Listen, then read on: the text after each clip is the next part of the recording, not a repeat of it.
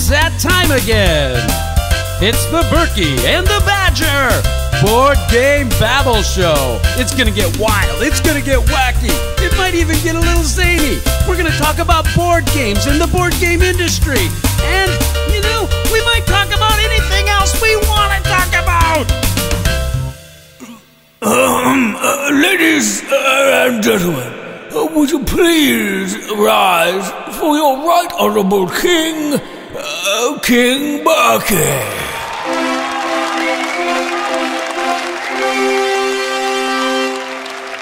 Hey, it's the Berkey and Badger Board Game Babble Show. Hello, Babbleites, and welcome to the show and the wonderful kingdom of Babblot.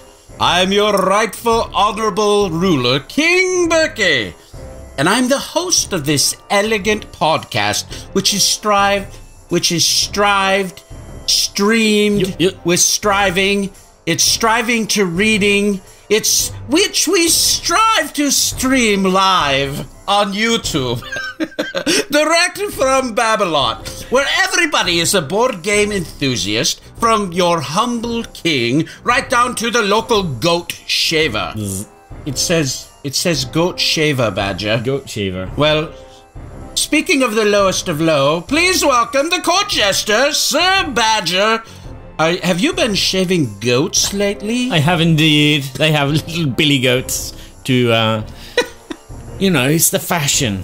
It's the fashion. You know, all these French people here, all these Babbleites on the south end of Babblot. We've got our tongues twisted here. Yeah, all the Babbleites here that play board games in the south end of Babblot have beards and they all need shaving them off. And so I'm taking up a bit time of, you know, having part-time job. I think you'd look good in a... We should shave your head and then grow you one of those big, black, manly beards. No, I don't want them. All my board gaming buddies have one of those big board gaming manly beards, and I think it's like a cult. It's horrible. It's nice to see that, you know, we have a special guest here and they don't have a big, bulging beard or weird hairstyle. Well, speaking of our guest, we have with us the wonderful, the incomparable, the ever-popular, what other descriptors can I say? I can just say all-around nice guy, Derek Funkhouser from the Board Game Spotlight. Welcome, Derek, to the show. Hey, everybody. Thanks so much for having me on. I'm really, really excited to be here and to hang out with all of the awesome board game enthusiasts of Babblot. Well, it's great to have you on the show. We're going to have our special game show, what game is behind the door with Derek, and we're going to talk about some other things that he's involved in the hobby. But Badger, why don't you give us a quick rundown of what we're going to be talking about in episode 64? In episode 64, we're going to quickly talk about what's been happening here in Babblot. What the king has been up to and what his little court jester has been up to. Then we're going to do a roundup of rumors and things that make us go, And then we're going to interrogate our new prisoner who was actually caught with a goat. With a goat. Yes, he was one of the prize goats of your main stable, sire. He was... Oh, no. Yes, that goat. Yeah, not that goat. The goat that when you milk that goat, gold comes out. And the best cheeses in all of Babblot as well. Yes. I like cheese. Yeah, that's why you were doing it, weren't you, Derek? Yes, the main culprit is in his cell. Oh, the interrogation will go incredibly difficult in this one. Yes. I'm very, very excited to be here. Very excited. Thank you so much for having me here. If anybody's out there watching, thank you. Well played, sir. Well played, sir. But I have eyes all over the interwebs. Yes. He's actually designed a T-shirt which says "Help, get me out of here. I'm a celebrity. Get me out of here." And then we're going to finish off with our Babble subject, which is the relevance of top 10 lists. And we're going to also do like a top 5 ourselves of games from 2018. So if I do a top 5 and you do a top 5, that's like a top 10. Yeah, that is. But then Derek's going to do 5, and then it's like a top 15. That's okay. I'm well known for basically fitting 50 games into my top 10. It's kind of something that everybody knows. I don't really stick to honorable mentions. Yeah, honorable mention list is about 30 games. Wow. Well, Badger, tell us a little bit about what's been happening in your neck of Babblot. Well, you know, it's just been the festive season, so Happy New Year to you all, especially you, Kabuki. Happy New Year. Happy New Year. Every year what happens is there's a week where there's Christmas, and then there's the week where there's New Year, and the week after, which is my birthday. And it's been the most dreadful 3 weeks of my life. Where, oh, no. Yes, I must have been hanging out with the goats because I picked up foot and mouth disease. Hoof and mouth. For Christmas. That's why I keep telling you not to put your foot in your mouth. But yeah, that's something that I do a lot. Followed by the flu for New Year, which was then followed by the vomiting and diarrhea for my birthday. No. Yeah, I had a fantastic start to the year. This is unseemly, sir. This is unseemly to be discussing. Yes, but you know, these viruses are flitting back and forth between the kids, and that's the prime entry into my you know, core, how these viruses come about. The kids go to school and nursery, and then they come home with them and they go, "Daddy, we love you." Oh. Well, what doesn't kill you makes you stronger, right? Precisely. But these are like mutated viruses. These viruses are different in the south end of Babblot to what they are at the castle. And, you know, I've caught a few viruses from you being at the castle, but these viruses here are certainly more deadly. But yeah, so I've been sick, but I've had some good news. I am now doing a new soundtrack. I don't know if I can say I'm allowed to say that I'm doing it, but yes, I finished the Seventh Continent a couple of weeks ago, so that's all in the bag, and they've posted that up on the Kickstarter site. The 2 new areas for What Goes Up Must Come Down, and I am now working on a game from Monolith. Ah! Yes, I'm doing a soundtrack for their game, which came out just before Christmas, called Claustrophobia. So, yes, very excited to do that.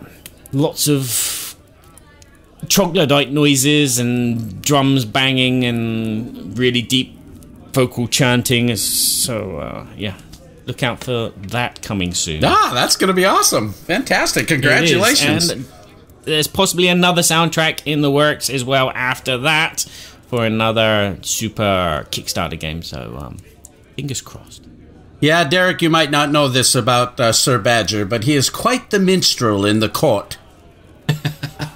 I was not aware, but I will have to go take a listen to the music. Hopefully it's pleasant on the ears. Yeah, he's got great theme music for different games. He's actually got his own awesome CD called Last Night that you can pick up, too. Cool. Well, I'll have to go take a look at that. Zombies. So what you been up to then, Burr? My sireness. Well, it is for me. It's been actually a fantastic time of recharging. The last couple weeks of December, I really just spent a lot of time with family, and it was much needed. I've been pushing so hard, probably for 16 months or so, of just nonstop, sometimes long stretches of work. You know, as you know, we've been just so busy with the success of Game Toppers, and it's been wonderful, but it's been exhausting, and I really needed to sharpen the saw. The blade was getting a little dull, but I still had a lot of wood to cut. But the thing is, you had to find that wood because it was buried in the snow, no? A little bit of that, too. We had our big 14-inch snowstorm, and hey, I bought a snow truck. Yeah, what's the difference between a snow truck and a normal truck? It has a great big V-plow on the front of it. Oh. And so I can plow out driveways and all kinds of fun stuff. And so I'm like a kid in the candy store with that. That's kind of a fun thing that's happening. But I've just been able to recharge a little bit and really get back to playing a lot of games. So over the holiday, got to spend a lot of time. And we did something kind of interesting at Game Toppers headquarters. As many of you know, my son Josiah has come to work full-time with Game Toppers, and he's just doing a bang-up job with logistics. He's a computer science major. He's way smarter than I am. And this guy has been taking charge of so many different things. It's really taken a lot of a load off of my back. Yeah, that's right, Kabuki Kid. Mr. Plowman. Mr. Plowman, give me a ring. So no, don't do that. I'm not moving everyone else's snow. I moved for my neighbor already. He's an older fellow up here, but we live out in the country with 11 acres, so you got to move snow. It's just the way it is. Oh, so anyway, Josiah's coming to work with us, doing a fantastic job, and I've decided that it is important that Berkey stays relevant with his industry. Mm-hmm. You know, all work makes Berkey a very dull boy. It's very hard to stay relevant. I'm having trouble staying relevant because making music takes up a large chunk of my time. And as I've mentioned before, a lot of my friends are moving away from the area, so it's a case of having to find new friends or me to go out a bit more further afield just to play games. So, yeah, right. Well, and that's been the problem. I've been working so much that by the end of the day, there's not much left sometimes for creative and enjoyment and that kind of thing. And so we implemented a Friday afternoon Game Toppers. We basically shut down unless there's something mission critical. And we sit and we try to get a couple new games to the table. And so we've been doing that now for about 3 weeks. And it's just been that scheduled time where we've just dedicated to say, listen, the whole reason we got into this hobby was because this was what we love. We love games. And sometimes that can get overshadowed with life, but I just wanted to make some commitments and to have a good time with our staff. And as we grow, I think that might even grow a little bit. So that's kind of a fun thing that we're doing. So I'm recharging, but right now it's, man, tons and tons of prep for the upcoming Game Toppers 2.0 Kickstarter. Right now, we're scheduling for into April for this, but tons of new accessories, new game mats, new sizes, some innovations that are going to blow people away, but it is an amazing amount of work getting all of those prototypes ready for that type of thing. So, super excited about that, but that's what's been going on in my neck of the woods.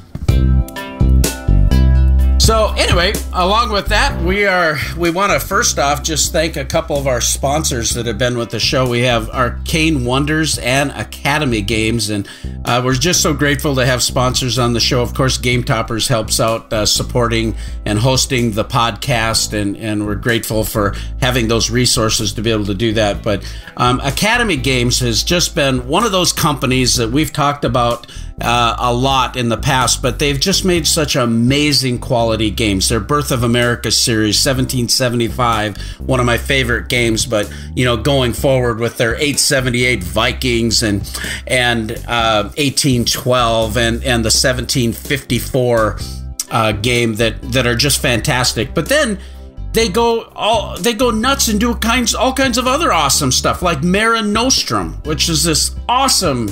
I mean, I love Mare Nostrum with that great big honkin' mat.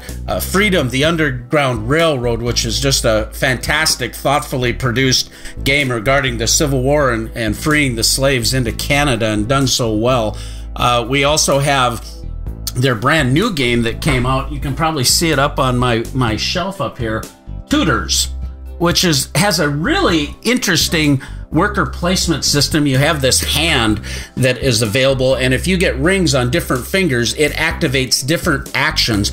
But going to your noble tables and how you're able to move up and get influence with this worker placement system is really interesting. Anyway, you can check out Academy Games. There's some of the best games out there. One of my favorite publishers, and that was before they even thought about sponsoring our show. They've been one of my favorites. So check them out at academygames.com.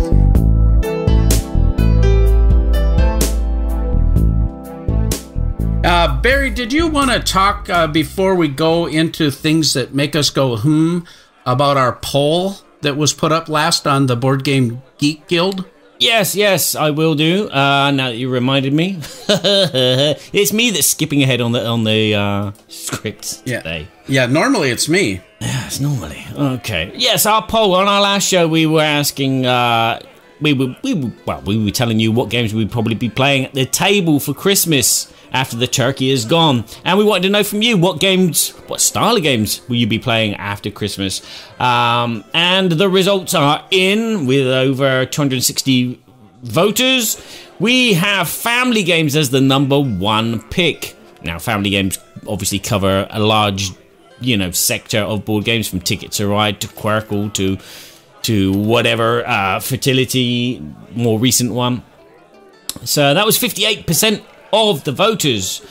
Close behind that was party games. Wow. Party games. Yeah, I found that a bit surprising. Yeah, me too. But I suppose on Christmas time, though, people are looking for shorter, family interactive, larger number player count. Yeah.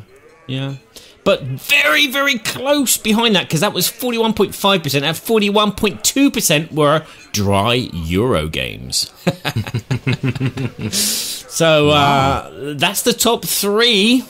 Right down at the bottom with 5.4% is people voted for doing that 2,000-piece jigsaw puzzle, which I put in as a joke, but obviously 14 people thought it wasn't a joke and they would actually go and do that for Christmas. Hey, every year at the lodge, my wife's family has 10 brothers and sisters, and there's about 80 of us with all the cousins and everybody that's there. Yeah. And every year they put out that great big round table and got this big massive jigsaw puzzle that everybody puts together for 3 days.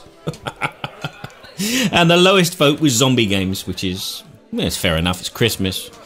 What did you play at Christmas, Derek? What type of game? Ooh, type of games over Christmas. We played a number of...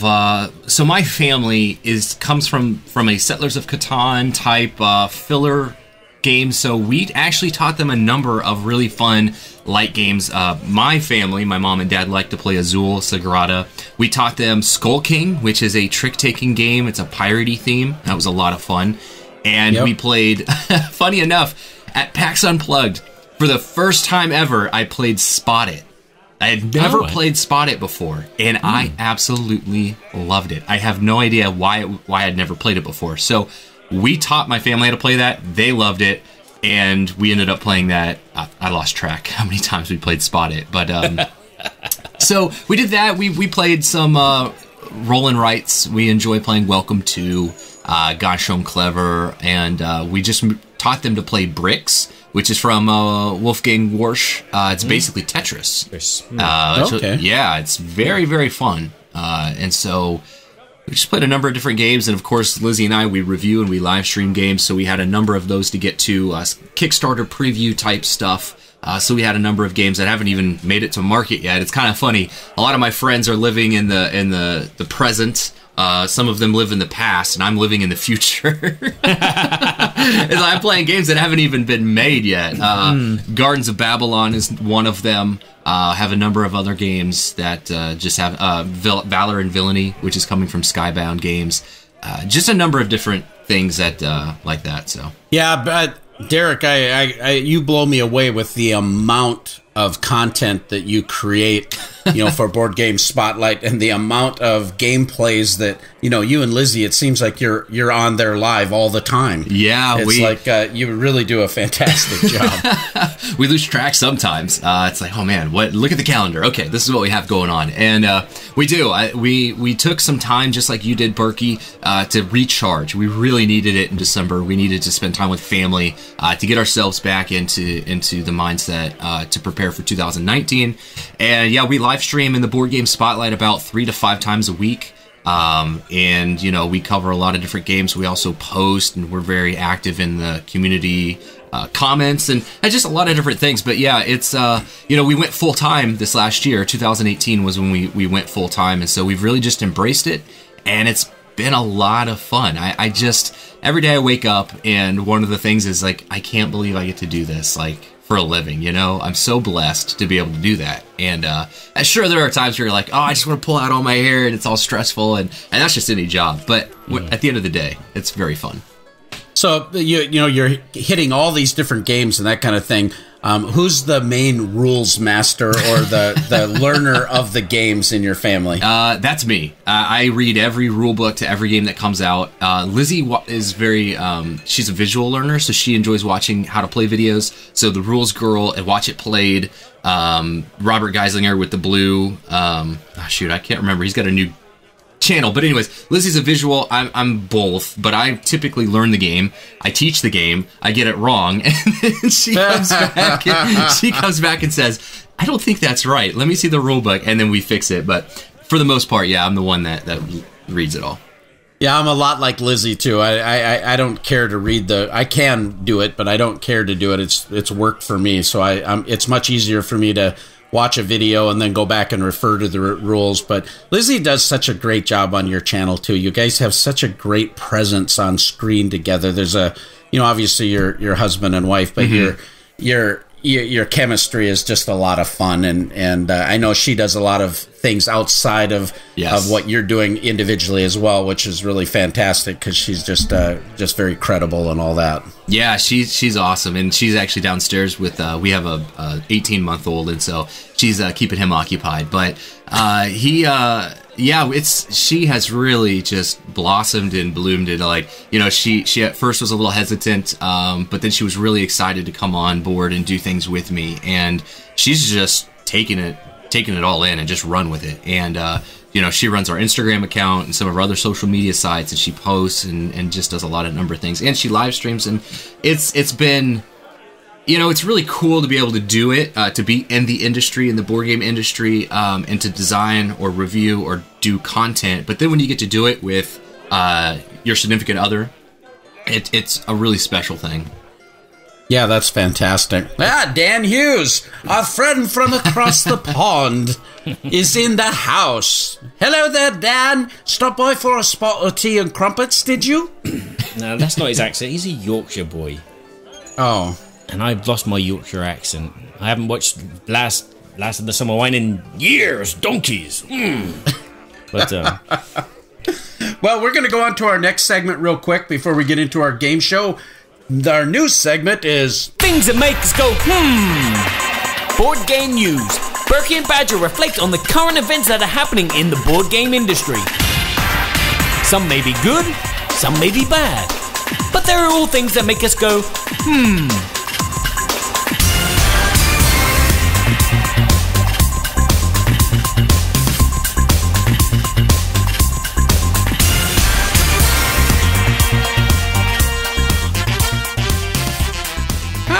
So what has been making you go, Sir Badger? More of a... I hate to do this, and probably Derek... I don't know if Derek falls into this category, but I'm starting to see a lot of shallow reviewers. Yes. Reviewers... Yes. I'm starting to get a bit miffed. I watched a couple of reviews of games that I've played and reviewed myself, and some of the things that are not said, which should be said, are not said. If you know what I mean. But some of the reviewers are just targeting a little element of the board game which they don't like, and they blow it up for 5 minutes.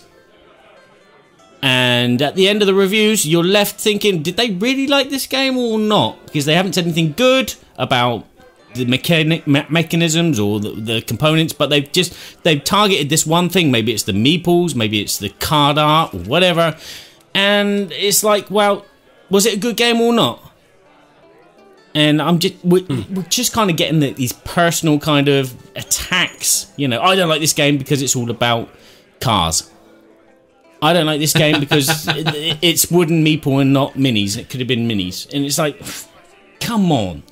I want to, we want, as an industry, as reviewers, to be giving people good advice about games and pointing out all the good qualities and the bad qualities. But people just seem to be digging on the bad qualities.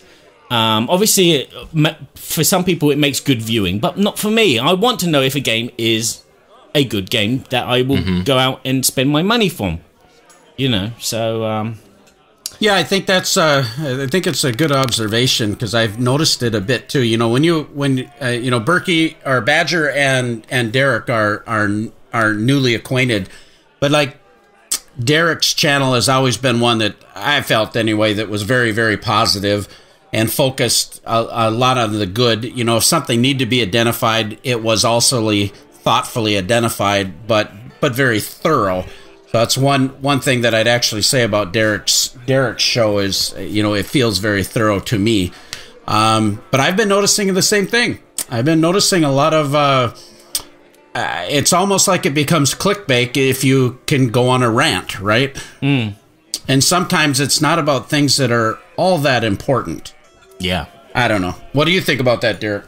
No, I think you're onto something there. I see it mostly in, I really don't get an opportunity to consume a lot of other board game content creators. When we're putting out so much of our own, I barely get to even watch what I do. Yeah, that kind of happens with life. But what I have noticed is, especially on like BGG forums, you'll get a lot of reviews or thoughts and things, and a lot of times they seem to just focus on the things that they didn't like about the game, and you don't really come away with any sort of like exactly what you said. You don't know if they even liked the game or what they thought. It was just they felt like they just wanted to talk about this one thing and just really keep beating the dead horse over and over on it. Yeah. One thing that we've always done with the Board Game Spotlight is for every negative, you do a positive. You balance the two out. Like if I have something that I didn't like about the game, I'll find something that I did like about the game. For the most part, our channel is very positive, and we stay away from situations or sentences or even like reviews of, oh, this game sucks or I hate this game. Like those are not terms that help anybody. We are trying to drive a change in the community and in the board game industry as far as constructive criticism. Like we know that not everybody, it's not something that comes easy because it's a lot of work, but explain to me why you didn't like this thing, or explain what you had an issue with it, instead of just having these knee-jerk reactions like, oh, this game sucked, I'm never going to play it again. Like, okay, but like, what was wrong with it? And then I'll follow up and ask, well, was there anything you liked about it? Because at the end of the day, there's typically going to be something in the game that you actually enjoyed. And then after you start dialogue with these people, they realize that, oh, I did like that part of the game, but they just get so focused on something they didn't like that it's just so easy to just target the negative and just keep beating it. Yeah. Publishers don't make bad games. They make good games. They put their heart and soul into the rule book, the components, how the mechanisms work together. Is the theme right with those? And for people just to say, well, no, I didn't like that. It's like, well, that's not a review. That's just, I could have got that kind of response from my mum. Oh, I didn't understand the game. I didn't like it. No, I'm playing that. But it's just a... there you go. The thing that made me go, I almost feel like it's a whole Babble topic for us to explore some of that, because it goes from reviewers just to subjective opinions and first impressions. We do our good kind of tie in with our subject as well today. The top 10 lists. Yeah. I'll get to that when we get to it. I can actually see that too. Hey. So Chris Whitpan from Game All Night is in the house. We've got Ben Lunches. Good old Ben. Thanks, man. So glad to see you again. And James Brazil is in the house as well. So it's just so great to have you guys join the show. Thank you. Feel free as we continue through the show, if we have some questions that you have for Derek when we get to that segment where we talk about things he's doing, be prepared for that, and you can ask Derek some questions. One of the things that have been making me go, and it's partially because I've been active in the community. I'm not quite a super backer, but I don't think I'm too far off from it, is Kickstarter. And there was some news recently that said that last year, in 2018, Kickstarter projects that were in the tabletop game segment were up 20%. From 137 million in 2017, and it's now being reported that it is up to 165 million. in 2018, just from the board game segment. Now, I've been following this from a couple different things. As a content creator for Kickstarter, a project creator last year, my first one, trying to look at all of the business side of that, marketing, all of the different things when people launch their campaigns, all the different things, and studying Jamie Stegmaier and others that are proficient in the hobby. But seeing our segment becoming so prolific, that the thing that made me really go, about this whole deal is that the actual total revenue in 2018 on Kickstarter was down. So it was down 6%. Last year's revenue was a total of $564,000 in revenue, but it was down to $500,000. So it's very interesting that the board game segment is growing, and yet the Kickstarter projects totally raised overall was less. So that's made me go from a couple thoughts. One of the thoughts was it gives us a little bit of an indication that board gaming is still alive and well. Okay, the hobby's still growing. Yeah. It made me think a little bit about how that actually affects the overall distribution of gaming products. How much of it is being funneled through Kickstarter versus other methods. So that was a thought that made me go, And then the other thing is there's a lot of other projects on Kickstarter. Why are they not getting the same traction that board games are getting? Yeah, but it depends. Someone might have a project for an ant farm, an ant farm. Finance this new type of ant farm. It's $25. There you go. It's a Kickstarter project. It doesn't require a lot of money. And again, a lot of the games that you see on Kickstarter are big, epic, $40, $50 and up price range. Mm-hmm. And the other big things I think I've seen on Kickstarter is watches. Expensive designer watches. Technology is a big thing on Kickstarter for flashlights, and I saw cameras and all sorts of videography and video. Technology, it makes a lot of money off that too. I think with Kickstarter, video games are starting to take a huge hit on Kickstarter because people are seeing that games that were funded years ago are either halted or completely stagnant. And so that side of the industry, there's a lot of questions.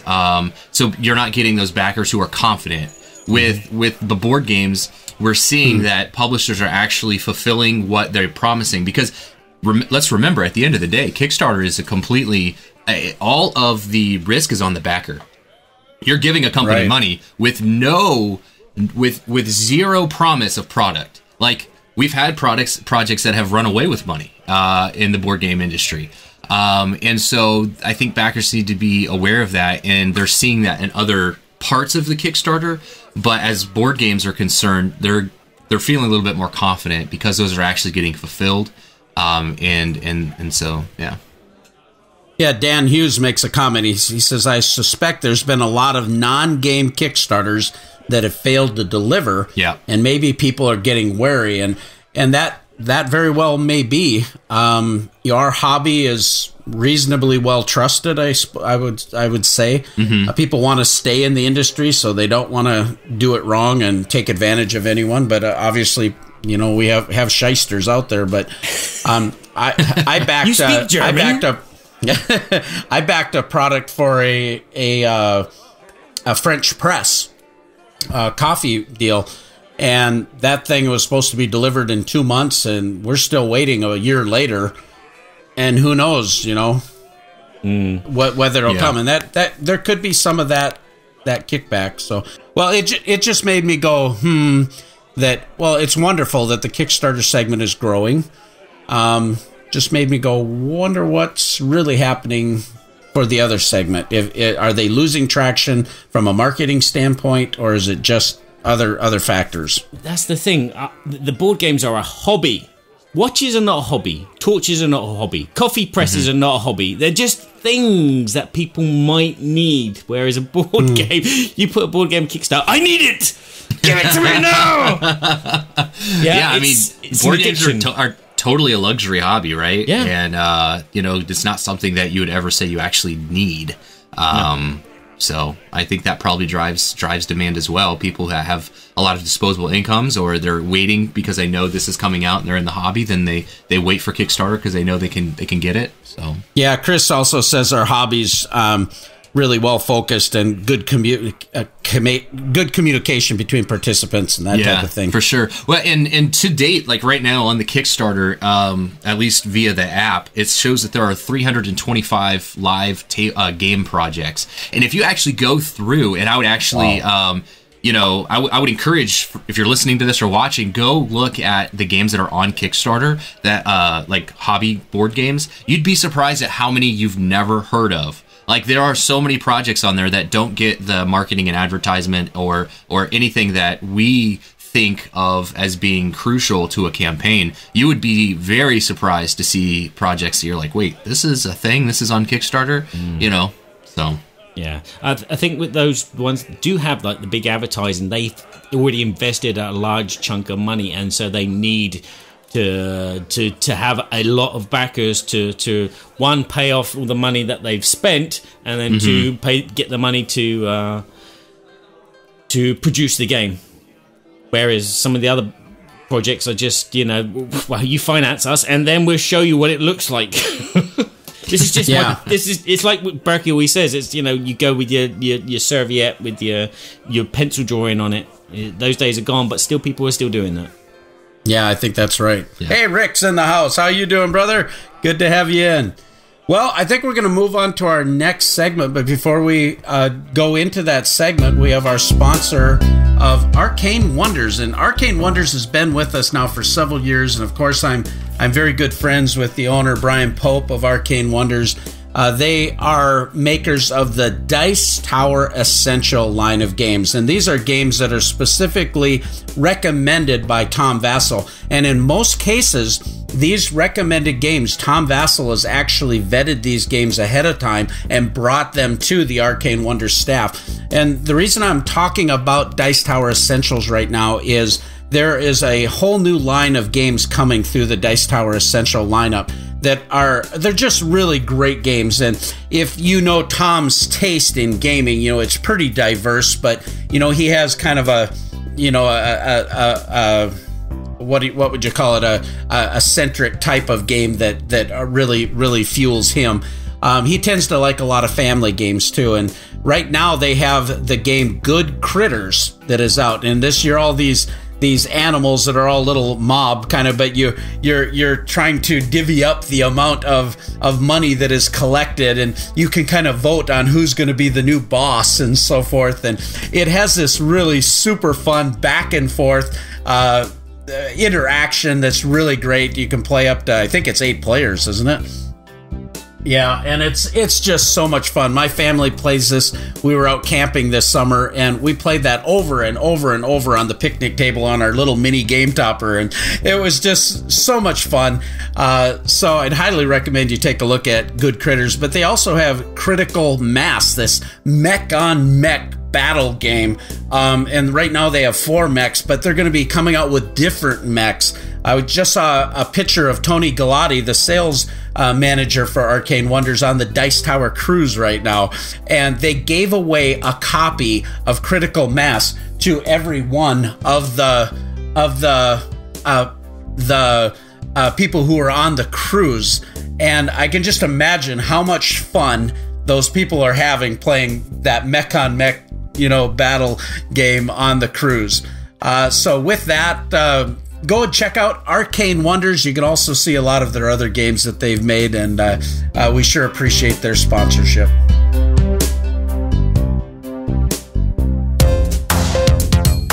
Welcome everybody to What Game is Behind the Door.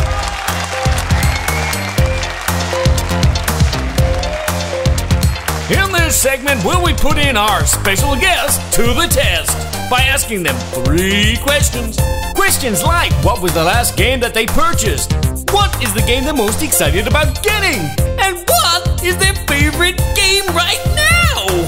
Berkey and Badger will have to figure out what these answers are by asking questions in particular styles.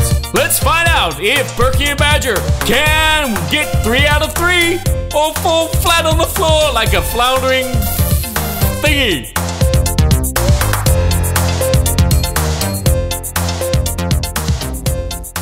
So, deep in the darkest dungeons, we have Derek, who's been milking the king's goat for gold. I needed the cheese and the gold. I need the gold so I can pay for Kickstarter. Oh, yeah.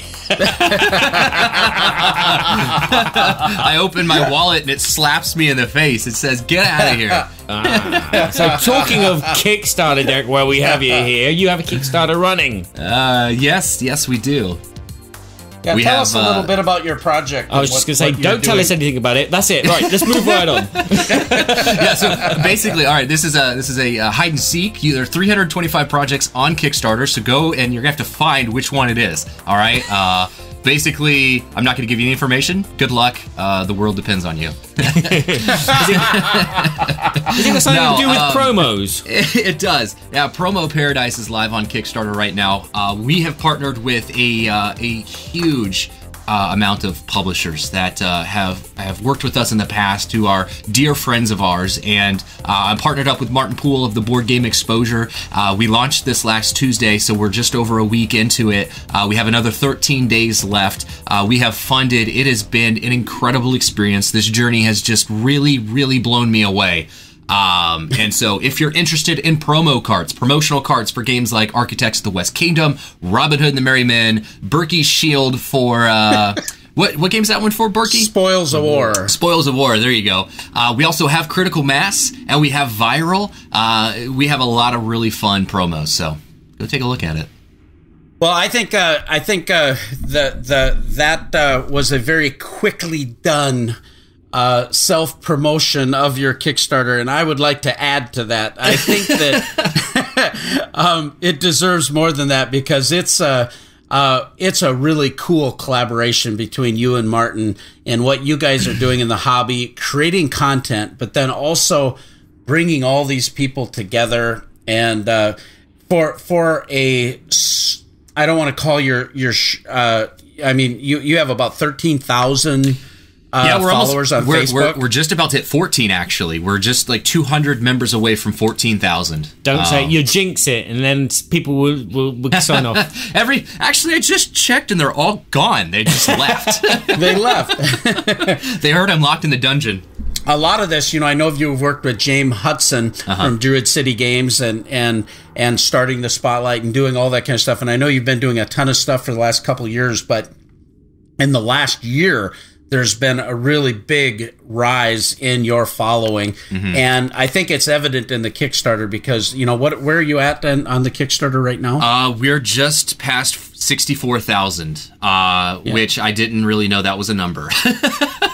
Right? Really have blown away all of our funding, and we've actually had to scramble to make sure that we create stretch goals that backers want. It just really blew us away. And so we actually have a comment over in the YouTube chat. Chris Whitpan says, so the advent calendar, but for actual games you might own. Chris, that's actually a very true statement.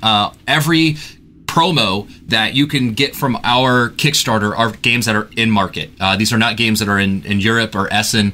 These are all games that you probably have on your shelf, or are coming, such as there's some games coming out from Kickstarter like Brook City, and a number of games that are fulfilling in the next couple months. So, yeah. Well, I can't wait to get the Derek Funkhouser Baseball Highlights 2045 oh my card, goodness. baby. Is that card not crazy or what? Is that awesome? Good. I mean, it only costs $9, and it's got a 3 recruitment value, and you got power, and the graphics look good. I was so excited. Baseball Highlights is one of my favorite games of all time, and when they told me that they were going to do this, I actually cried a little bit. I was blown away to be included, because in college I've played baseball my entire life. I played baseball since since I was 5. I went to college and played 4 years of college baseball. So it was just really, really cool to be a part of that game. Oh, that's fantastic. Well, we're just congratulations. I'm so happy for you guys. And you still have, what, 16 days left on the campaign? We have 13 days left. 13 days. Yeah, and so our pick 3, our promo buffet, has sold out. We are currently looking at that pledge level. Really, it has just blown us away at the sheer amount of people that have wanted to pledge. And so we're going and we're actually having to look through our inventory and our logistics fulfillment to make sure that we can open more up, because we know a lot of people want that specific level. So it is sold out right now, but if you're listening to this, go check it out. There might be some more opening. We don't know. We are trying to work this out for you because we want everybody that wants to pledge to be a part of it. And we'll have a Kickstarter link in the show notes of this show, as well as on our Board Game Geek 2248, the Guild. So you'll be able to check this out. You'll see it on our social medias, but also check out Board Game Spotlight on Facebook and on Kickstarter. So with that, let's just jump right into what game is behind the door.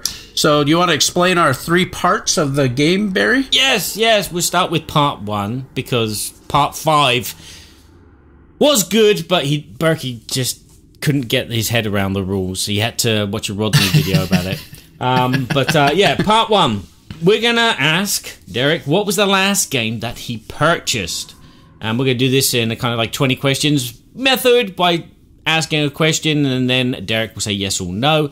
After we have both asked one question, Derek's going to show us a component from this game, just to help us out, because there are more than 60,000 games in the world, and I only know 520.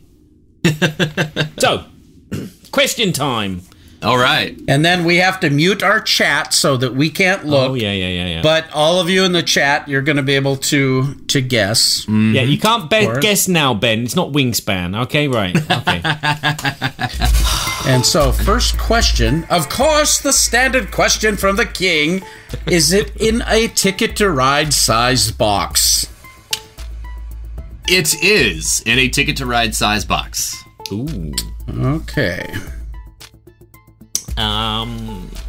I'll go with my non-standard question. Was it a Kickstarter?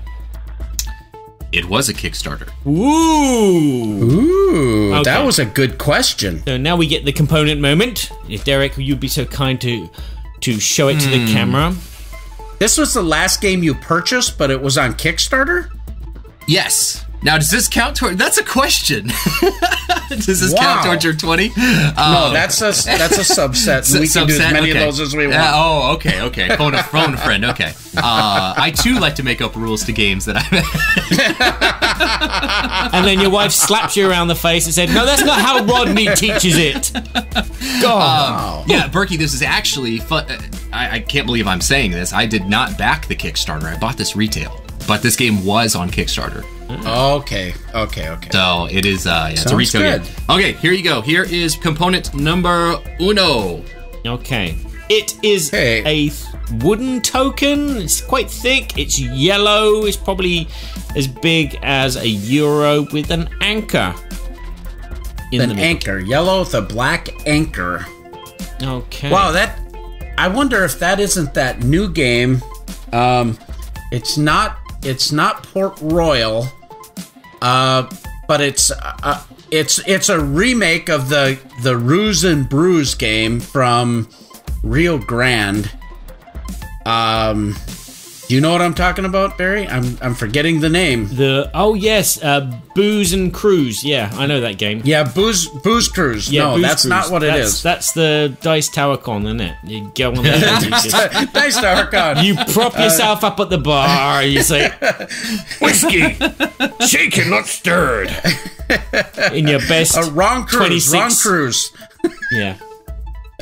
What is that game called? Google it. Oh. There's a great story behind this game too that we'll talk about after we do the 20 questions. Okay. Well, so we'll move on to the next one. Do you have a guess, Barry? No, I haven't got a clue. I'm just okay. Question number 2 is this primarily a card game? No. Well, okay. 50-50. You use cards for things in the game, but it does have a board and a lot of components to it. Okay. Yeah. Okay. Very good. Thank you. You're milking him now. He milked your goat, and now you're milking him. He's giving us a bit more information. 50-50, there's cards and a board. Right. No, just let him talk, Barry. Okay. Let him talk. He's a But I prisoner. feel bad. I stole a lot of gold out of that goat. Okay, because there's boats, I'm going to ask if it's a pick-up and delivery style game. It is a pick-up and delivery type style game. Okay. So component number 2, there's like a railroad. It's a rectangle, thick piece of cardboard that has railroad tracks in blue. So that probably represents that there's multiple player colors, and you're putting these tracks down. And I know you guys like roll and write games. Mm-hmm. We do. Oh, is it an improved version of Railways of the World? It is not. All right. I'm going to go with Azul. It is not Azul. No, I haven't got a clue. Question number 3. Is this a U.S.-based publisher? I'm a nice person, Berkey. You're a good friend. So it was not a U.S.-based publisher, but it is now published by a U.S.-based publisher. So on Kickstarter, it was not, and it is now. Okay. I've seen a picture of this game, I believe, but I can't think of the name. Badger? Okay. Maybe it'll come to me. I haven't got the foggiest, so I am going to say, has Rodney made a video of this? Ooh. YouTube? Let's have a look. That's a great question. I am going to have to YouTube that. Hold on one second. I want to say maybe, but let me go ahead and just confirm with you. Okay, YouTube, he would probably be the number one. He has not done a watch it played. Totally futile question. That's a good question, though. I could cheat then. I could just flick through them. You got 4 hours to spare, haven't you? I could start watching them. Do you need component number 3? Yeah, component number 3. Okay, I have to figure out what I want to show you. I need to figure out how to torture people. Yeah, we'll do it this way. Okay, it looks like there's a pyramid with a hex tile that says number 3, and then there's like a shield that says 6, and it's a pyramid of thick, square cardboard. Ooh. And on the back side, it looks like Cthulhu. It looks like there's a 1 coin in the middle of like a tan Cthulhu-ish creature. Is this Australia? It is Australia. Ah! Well done, Berkey. So- It took you 3 questions. Here's number 4. Australia from Martin Wallace. Martin It's Wallace. The Cthulhu is what threw me, or Now, made, I was going to be me. really nice, and this was component number 5 for you. The player board. Yeah. So the funny question, or the funny story behind this one is that I bought it along with, you know how we all buy things online, and we're addicted to board games. And Cool Stuff Inc. always runs crazy good deals, and it was when we were doing our board game spotlight, Secret Santa. And I ended up getting my Secret Santa a number of board games, and I was only like $40 off from free shipping, right? Like, everybody needs that free shipping, so I threw it in there. And I got my free shipping out of the deal, and it shows up, and Lizzie was like, what's this? Why did you buy this? You didn't I didn't know about this. And I'm like, well, it got me to free shipping, right? Like, I wanted to get it. She's like, but how much is shipping going to be? And I was like $18. So she's like, you spent $32 to get free shipping when you could have saved. I was like, well, now that you say it that way, yes. But I was like, look at this awesome game. That Stronghold Games brought that. Yes, it is. To America. So it's originally published by Shamil out of Australia, I want to say, but it is now a Stronghold Games. And that's their designer series. That's one of their... Correct. Their, that is a designer series, yeah, new one from Martin Wallace. So, yeah, I was waiting for you guys to ask a question about, like, player count or whatever. I was hoping to throw you off there because it's a 1 to 4 player game. It has solo. Okay, wow. Yeah, because it's a co-op game, right? It is. It is a co-op. It can be played both ways. It can both ways, yeah. Competitive and co-op, yeah. Okay, wow. Well, cool. Well, that's part 1. So part 2, Badger. Yeah, it looks like he's going to be staying here a while. Part 2 is we're going to guess what game he is most excited about getting. It might be a Kickstarter that he's backed, or it may be a game that he has, played a prototype at a convention and is just waiting for the game to arrive in stores. In this round, Derek has already prepared a drawing. We'll describe it to you, audio podcast listeners, and then we need to try and guess from this drawing. He's a star. He's already drawn it, so we don't have to. Yeah, this guy's prepared, man. I'm probably not going to get out of the dungeon. I give away too much free chicken. as long as you haven't drawn the box art cover, you should be okay. I'll be all right. Goat cheese. There's a lot of goats on this picture. All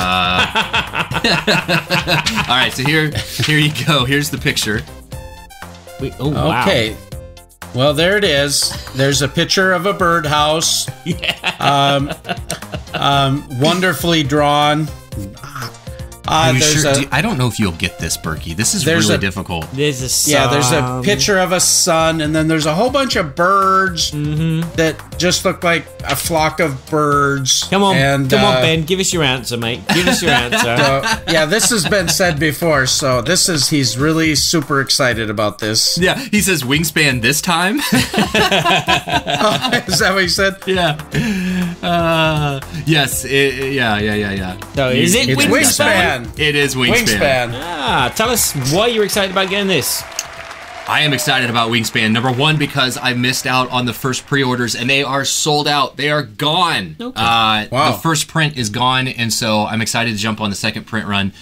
Number 2, it's gorgeously illustrated with like over 100 unique cards of all birds, and birds are not necessarily the most exciting theme, but what really hooks me is the Stonemaier precision of component quality. There's the amount of labor of love that Jamie puts into his games. It looks incredible, and I love engine building. Like engine building is one of my favorite mechanisms, and so I'm really excited to check that out.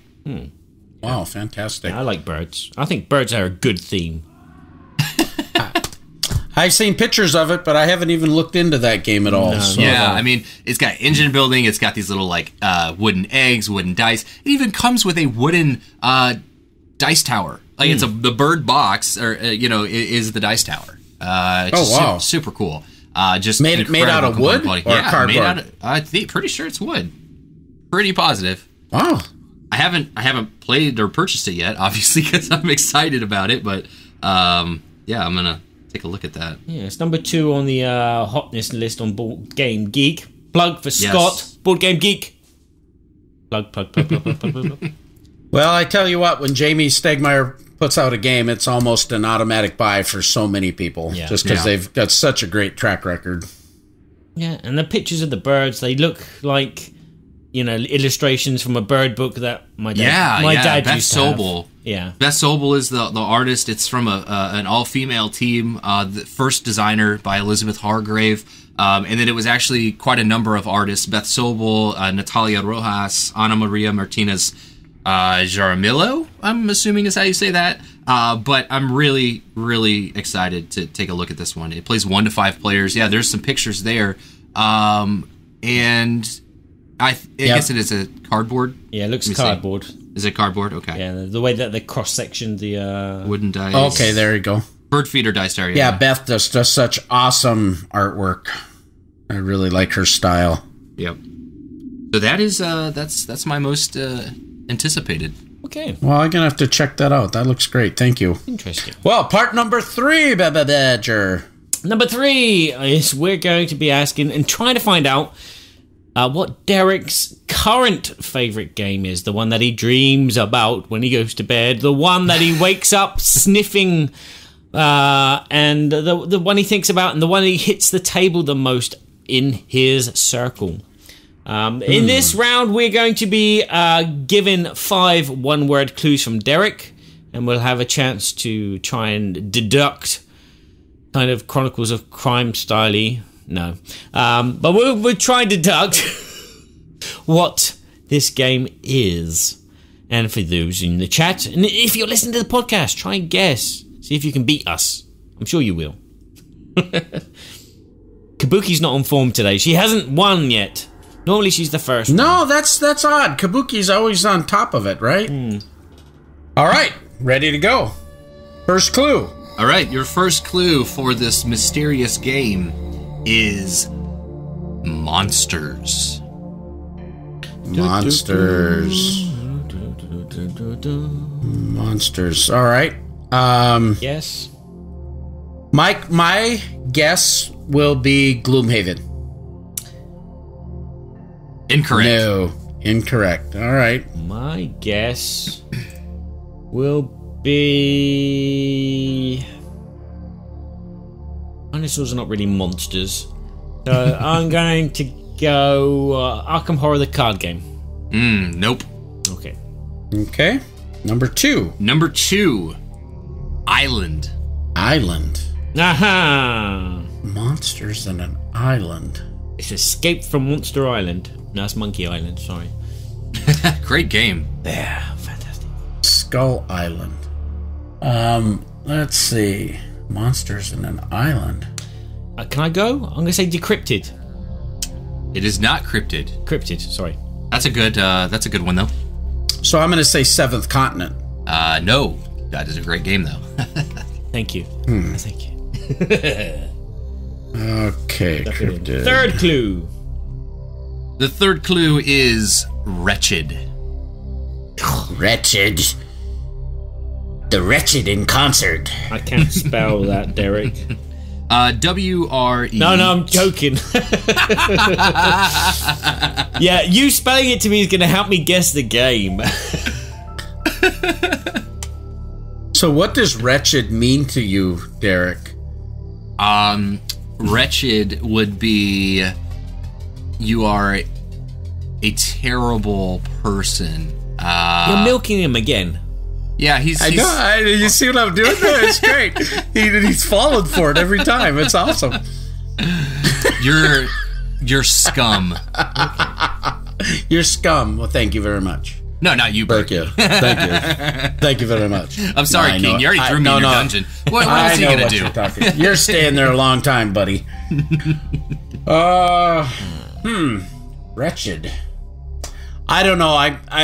I'm just gonna throw out Thunderstone Quest. Nope. Monsters, an island, and being wretched. Maybe is it the players that got to be wretched, or is it part of the mechanics? There's a wretched mechanism that he doesn't like, and therefore his review is just going to be digging up on this wretchedness. No, I'm going to pass on this one. So I'm gonna pass. yeah. Okay. Number 4. Attributes. No, this is something that I'll give you. they're I'll leveling add on to up. this one. I'll add to that. Attributes and influence. Both of those. and influence. And influence. So attributes and influence. One word. One word. He's making up his own rules. I like it. I like it. He's staying for life. We're going to keep him in this. Well, it made me think of Keyforge, but Islands is throwing me. Yeah. Islands. I was going down. Yeah. Down the old Dungeon Lords. Kingdom Death Monster. That is not correct. All right. I knew that. His next clue is naked women. Oh, that's two words. Oh, no. All right. 5 is your last The last clue chance to stump us. is honor. Honor. Yes, honor. Honor in the kingdom.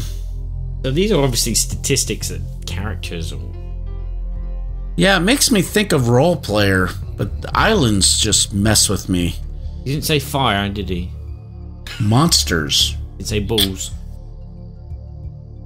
I'm going to say role player. It is not role player. Ah.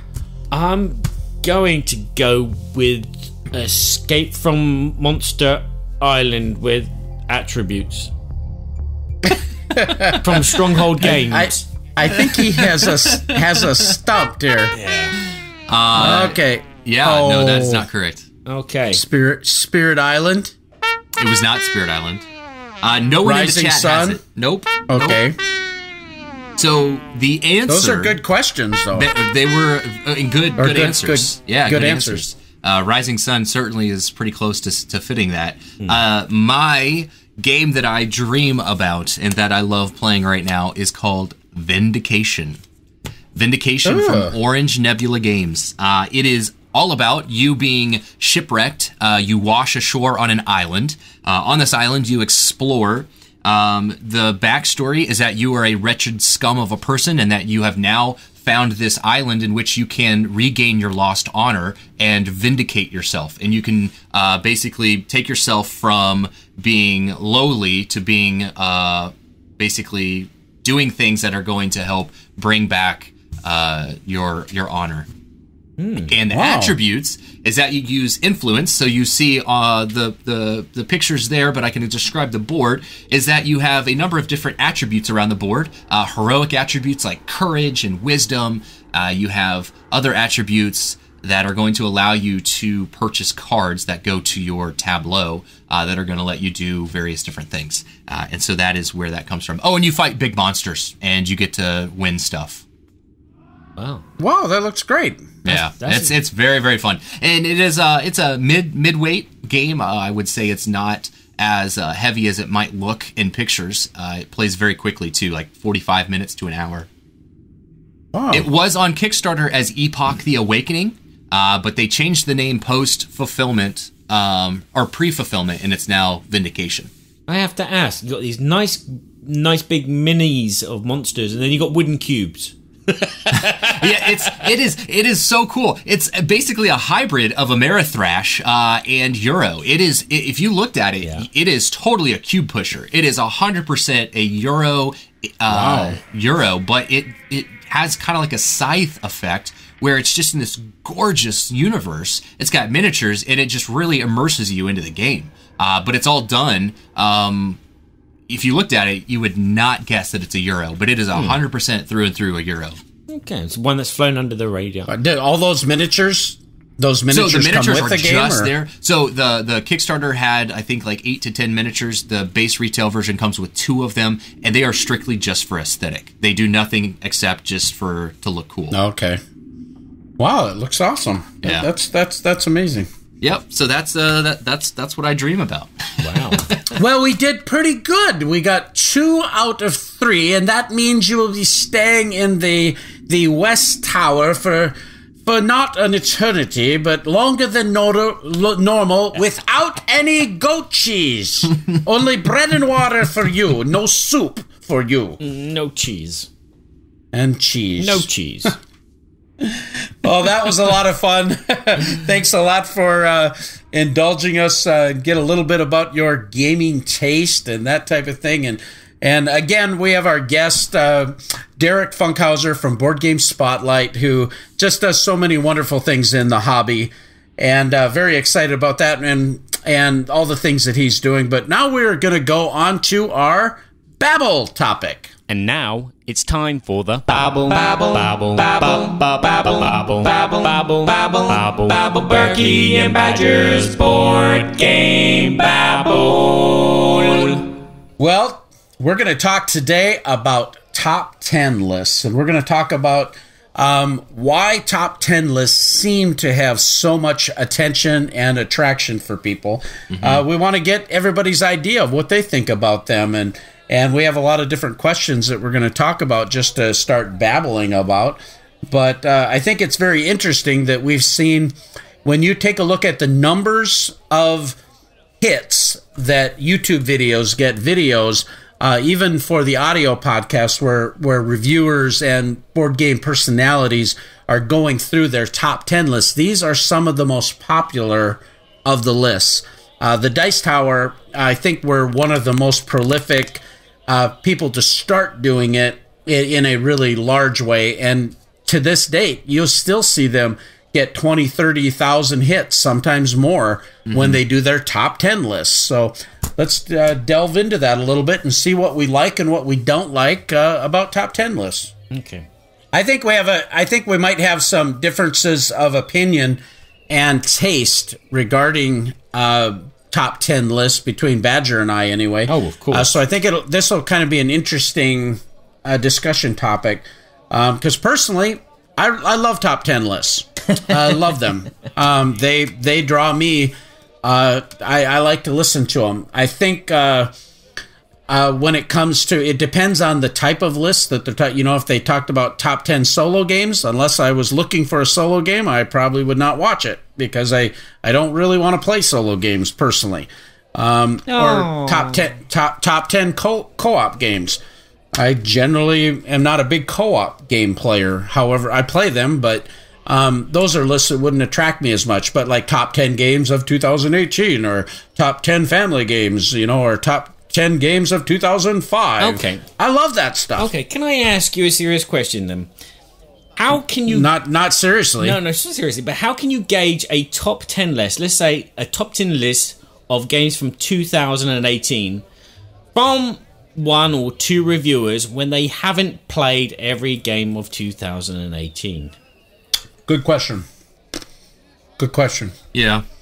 We get that question a lot, actually, from like reviewer standpoints. And outside of Dice Tower or Man vs. Meeple, it is physically impossible to play every game from a year. And I think that when you look at top 10 lists, number one, you have to realize that there are going to be games they've not played. Number two, you have to look at what their tastes are. So there are games that they're just not going to play because they're not personally interested in it. And that actually gets down to a really interesting question, because right now in the board game industry, as far as reviewers are concerned, we have a lot of people who are reviewing games. And it really doesn't take a whole lot to start reviewing games, except that you create a WordPress or YouTube channel and you just start doing it, right? Yep. It is my personal opinion that we don't have any board game critics. There is no Roger and Ebert of the board game industry.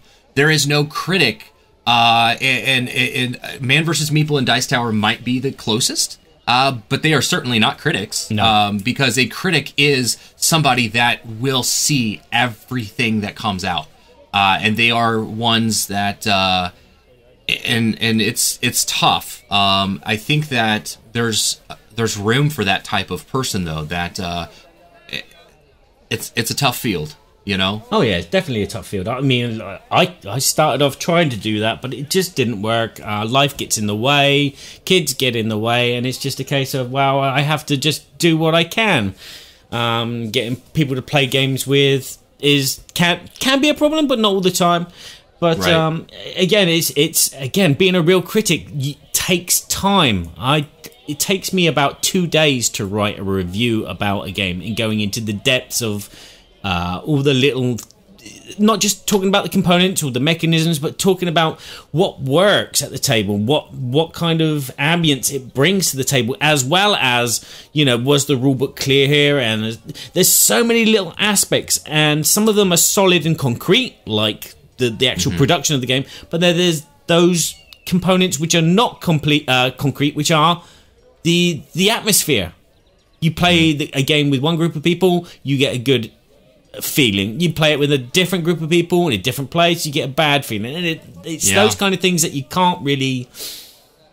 shouldn't really put into a review, but you can't help but affect your review by having, I played this with my mum and she didn't understand the rules and that fudged the game up entirely. So, yeah. It's definitely a catch-22 for reviewers, in the fact that we know that we're never going to get to every game that was released in 2018. We can only review what we can only go based on experience of what we were able to do, and so it's like, good or bad, you're going to get flack either way for it from a lot of people, and it's just kind of something you have to just be okay with. I think with top 10 lists, a lot of people want to see those because it's a very fast, easy way to get to basically these are the games we covered in 2018, and from the 2018 pool, these were our favorites. So then it allows people to weed out games that they don't even have to like maybe go look at, or maybe it gives them more of a clear group of games to search for.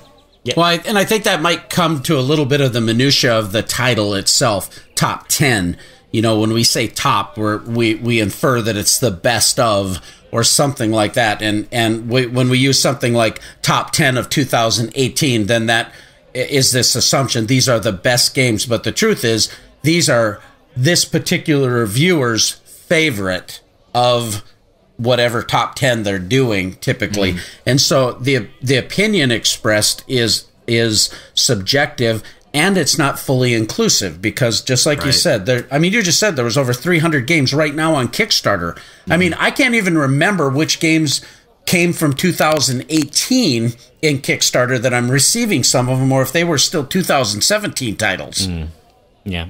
And again, I've seen a top 10 list where someone said, "Oh, this is my top 10. This is in my top 2018 games," but it actually came out before then, and I haven't played it until 2018. It's like, well, and then has it been played at multiple player counts, and has it been fully vetted with different player groups? And I mean, to make a good reviewer's opinion of a game, you know, my opinion is it should be played many times, and it should be played over multiple player counts. Here. I salute you, my king. Yeah. Well, and that's why I'm not a reviewer. You know, I have impressions. I have opinions, but they're not fully vetted opinions. You know. Sure. Well, and one thing too, you can look at a lot of reviewers will like find their niche, right? Like they'll find the thing that they do. So like for Lizzie and I, we make it very known, and everybody that watches our stuff or knows our tastes, it all comes from a two-player mindset. It's me and her. It's a significant other. It's couples gaming. So everything we do, all of my games are reviewed from that perspective. So if you see a game and we really enjoy it, it's because we really enjoy it at two players. Now, it may not be great at four, but we are reviewing things from the two-player perspective. Yeah, that's a really good point, too. And so, you know, do we play the game at 3 or 4? Or we do. We do play the games at other player counts. But when I choose to give something my personal top whatever, I like that game at 2 players. So have you done a top 10 list of favorite 2-player games? I actually do have a top 10 list of 2-player games. I don't have it on me, but I have posted it before. And actually, you don't carry it in your wallet. I don't carry it like that. But actually, this last year there were 2 notable games that actually made that list. Actually, pushing some others out. The 2 from this last year were Duelosaur Island, and War Chest. Both of those games are in my top 10 2-player games. They are just fantastic experiences. Yeah, that's fantastic. Well, I think that when we talk about reviewers, that's a very important question. Does a certain reviewer's audience get skewed for the result? And I love the question. Barry wrote that in our notes, but I recently saw some comments on a thread that came out when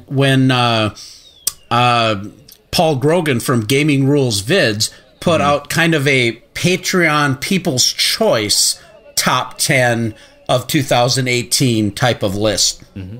And so this is a very small sample size, because this is a group of people who are fond of Paul's podcast. Well, for all of us that know Paul, he has a wide range of gaming, but he likes a certain kind of games, and a lot of times the followers of a reviewer will like those. You know, you take Ed from Heavy Cardboard, for instance. You're going to have viewers that are primary. I mean, they want to play, you know, Food Chain Magnate all day long. You know, it's that kind of audience, and so they're going to be heavily skewed in that genre, if you will. And like you're saying, even maybe 2-player perspective. But how do you think that affects these top 10 lists? I think you're right there, and I think a lot of times most channels, I think, you know, you look at your Man vs. Meeple, your Dice Towers, where they have multiple personalities, so that way they can cover a lot of different games, and so maybe those audience members can look for that particular person. Because I know a lot of people on the Dice Tower fans will specifically look for Jason Levine's video, right? Like they really want to know what Jason likes, or Z or Sam or Tom, And the same thing for Man vs. Meeple. They have 4 people on that panel, so they can hit a lot of different personality types. And so I think that if you were to just if the Dice Tower just did top 10 of 2018 and they incorporated everybody into that list, you would get a lot of skewed results, because it's not going to be really fleshed out, because there's going to be a lot of conflict type of thing. So yeah. I remember seeing a lot of the Dice Tower stuff earlier, when Tom used to ask for the people's choice, and it was like the list was similar to his own choice. It's like, okay, yeah, this is skewed his way, and I sometimes feel that it's like that as well, because we're on the Dice Tower Awards committee, Burke, aren't we? And I sometimes feel that the Dice Tower Awards are skewed to what Tom and co deem the best games. Well, that brings up a good point when you're talking about awards. It's similar to a top 10. Yeah.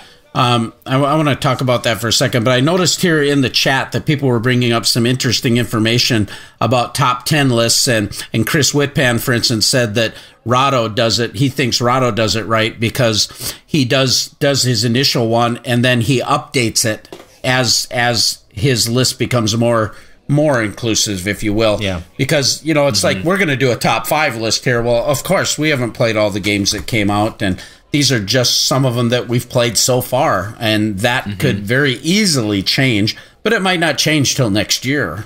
So I think that's a really good point. And Kabuki Kid asked if 878 from Arcane, or from Academy Games, 878 Vikings is a 2018 game, and I think it is.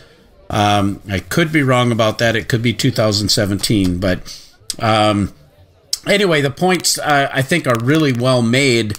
That we can. What did I just say? I got sidetracked with the chat. Okay. With games that are skewed because of the Dice Tower Awards being a top 10. You take an audience that. Personally, I feel really good about the Dice Tower Awards because I feel that there's a large group of people that are competent in the hobby that are contributing to it. It's not just an echo chamber. Now, that's my feelings. Over on YouTube, Kabuki Kid talks about putting out a list later in 2019 to cover more 2018 games. And I think that's actually something I've talked to with a number of different content creators, is the two schools of thought on this are: do you put something out later in 2019 to cover 2018 more extensively, or do you cover what you played in 2018 to try to build, for lack of better term, hype for 2019 sales? Like, these are the games that we loved. These are the games that we thought were great in 2018. If you've not had a chance to play them, go check them out. A number of games end up making it from Essen that nobody in North America has access to unless you get a mule. Right. And that's something that I've struggled with, and it's actually something that I've just decided for my own personal reasons, and with Lizzie and I, we are not going to put any Essen games on any of our top 10 lists. I feel that our audience has very much like retail or Kickstarter in mind, and that putting Essen games on a 2018 list when it's widely unavailable to most gamers, I feel like is in my personal opinion, it does a disservice to games that are currently available. So any game that was released at Essen, if it makes it over into North America in 2019, then it's going to go into my list for 2019. Two cases for that are Gone Shown Clever, which is coming from Stronghold Games in January or February of this year. And then Rio Grande is bringing Underwater Cities. So those are two big games from Essen, but I personally think that those need to be 2019 lists and not 2018. Well, I think that's a really good point. I mean, we're kind of focusing on this top 10 as our Babble topic, and we're focusing on one idea of top 10s, and that's, the year 2018, because we're at the end of the year, entering a new year, so of course you're seeing tons of that kind of stuff. But what about other top 10 type of lists? Barry had written a couple questions here. Whenever I go to YouTube, it's like I'm bombarded with, with your main screen, and it says, oh, there's a top 10 on this, and there's a top 10 on that, and there's a top 10, and it's like, where are the reviews? It just kind of baffles me that it's like a popular culture. YouTube has kind of turned into a top 10 list. I found top 10 lists of most haunted houses in the world. I found a top 10 list. It's a site which just does ghost stuff. There's a site that does films like Watch Mojo, and it's just like top 10 lists just seem to draw people in. Mm-hmm. But do they? Yeah, they do get the viewers. Yeah. Do they serve a real purpose? So top 10 lists, it's all subjective. Yeah. A reviewer is 100% objective. They get fans because those gamers, consumers tend to follow them, or they have the same type of taste in games. Yeah. And so, as we said, a skew. It's 100% subjective. And that's why going back to my earlier point, that's why we have. I don't think we have any critics. Yeah. Because a critic is totally objective. Yeah. Truly objective. Or the thing that I've been thinking about recently is having, say, for example, we all know that the Board Game Geek site has this rating system which people abuse and treat like trash. Martin Wallace is bringing out a game, I give it a 1 because I was at school with him and he was a complete and not utter arse. But look, and so we don't get like a good overall impression of what are good games or not. I'm sure that somewhere in all that information on Board Game Geek,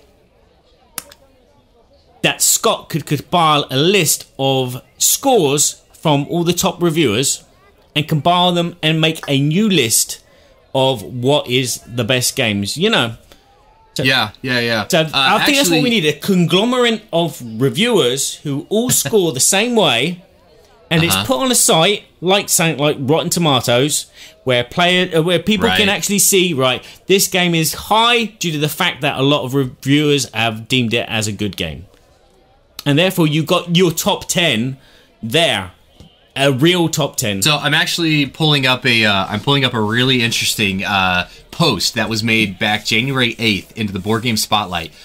There's this individual, his name is Brian, who chose to gather all of the top 10 reviews of 35 different reviewers from this last year, okay? So we're talking Dice Tower, Man vs. Meeple, quite a number of significant top list, right? Cool. So he did not consider which place in which they were involved. There was no weight or score in that regard. It was just, if it made the top 10, it was included in this formula. If a game showed up in a top 10, he counted it. The percent is the percentage of top 10 lists the game appeared in. And so here are the numbers. This is actually a really cool thing that happened.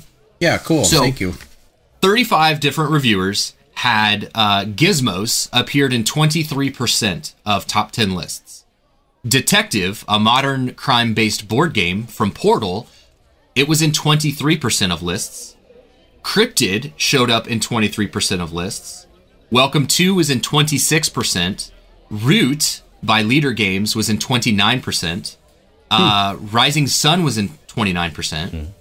Underwater Cities was in 31% of games, and we just talked about that, about Essen and so I think that's going to show up in more lists next year. Teotihuacan is 34%. Wow, he said that Coimbra, really well. You've been practicing. Yeah, Coimbra, 34%. Yeah. And do you want to guess what the number one aggregate percentage total game was of 35 different reviewers? The number one This aggregate? This game showed up in 46% of lists. Almost 50% of 35 different reviewers had this in their top 10. I think I know it, but I'm trying to remember what it is. Well, Rising Sun. No, Rising Sun was at 29%. I'm thinking. Oh, it's the Mission Planet Mars thing. Oh, Terraforming Mars. Terraforming Mars. Nope. Oh, right. No, that was 17 though, right? I don't know. Ali, what is it? It's Chronicles of Crime. Oh, right, yeah. Chronicles of Crime. Chronicles of Crime from Lucky Duck. There you go. So that showed up in 46% of top 2018 lists. So he goes on to say that what he learned from the project was that there were a lot of games released. There were 135 unique games that made the top 10 list. And even the number one game didn't make it into a majority of reviewers' top 10. So again, Chronicles of Crime only made it in 46%. So, but still, that's pretty high. Yeah. Yeah. And that's the kind of list that I would... I would back. I'd say, yeah, okay, right, yeah. If all these reviewers deem this game as the greatest game, instead of like plastering the box with logos of, oh, it wins this award and this award and this award and this award. Stop it.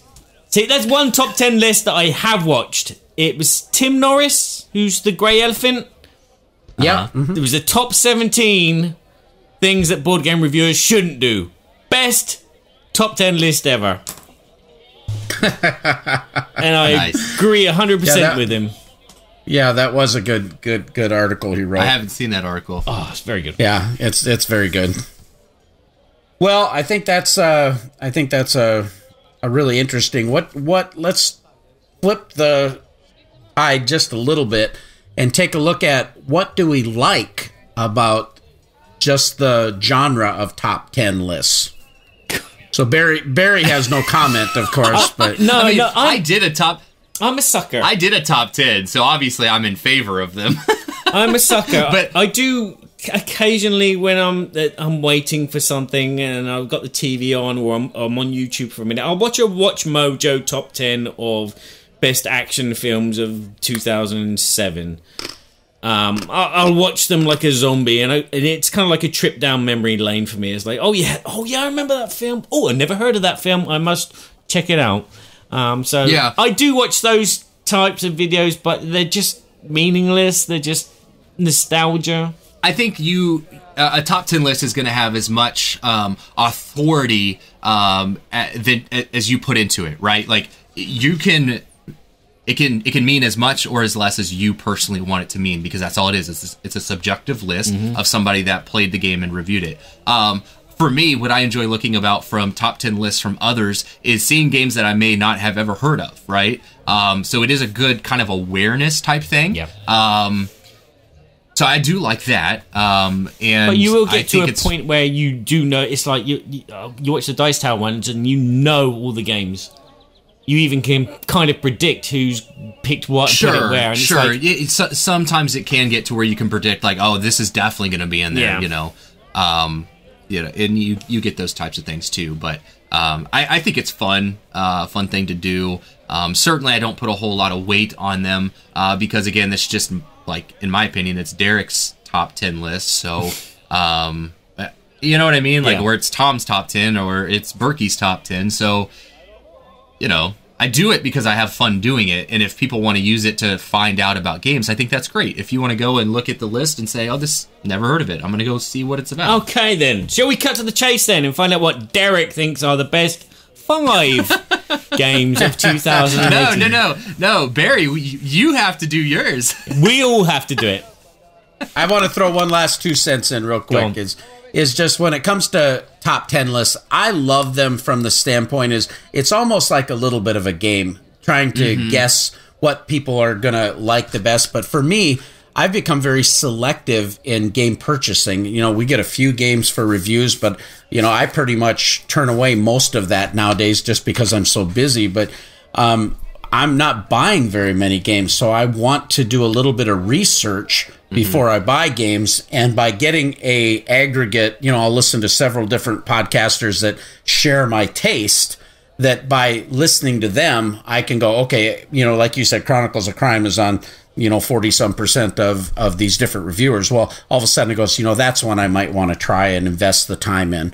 And so for that reason, I really like those kind of things, and especially when it breaks it down into specific genres, like the best games of the best worker placement games, or a genre that I really like, or like you're saying, best 2-player games, or if I'm really looking for a 2-player game, I want to get some input to make a purchasing decision. So I like it from that front, and I think they're just a lot of fun. So okay, with that, we will move on to our top 5 games of what we've played and what we currently think are our favorites, soon to be updated in 2019 Tomorrow. or 2020. That's actually a good point, Berkey. I was talking with some friends about how next year I'm going to come back to 2018 and look at my list and see what would not have made it or what, would have made it. Yeah, I want to see how that looks. Yeah, I think that's a great idea, too. And I think, frankly, we don't see very much of that, people coming back and redoing it. Maybe that should become a bigger emphasis, that, it's another point of contact with your viewers on a list that you've already done. So you've got your revised list, what made it, what didn't. Yeah, it's a lot of hard work, though. You have to remember all the games and then go through the list and then sort them out into a chronological order. That's why I've kind of stopped doing it. I mean, yeah, they're great. You get lots of views, but it's too much work. And then sometimes you go, no, I shouldn't have put that there because actually this game's better than that. And it's like, kick.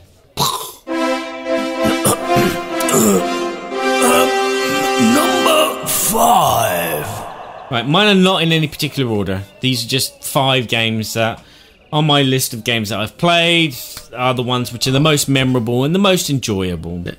This is why he's the jester and not the king. Yeah, because, again, some of these games I've only played once. So, we go back to that. Yeah. I had a great time playing that. And in your head, you're like, okay, yeah, it's got a fantastic theme. A theme that I want to play and I want to play more of, but I haven't had chance to play it. And it's like, ah!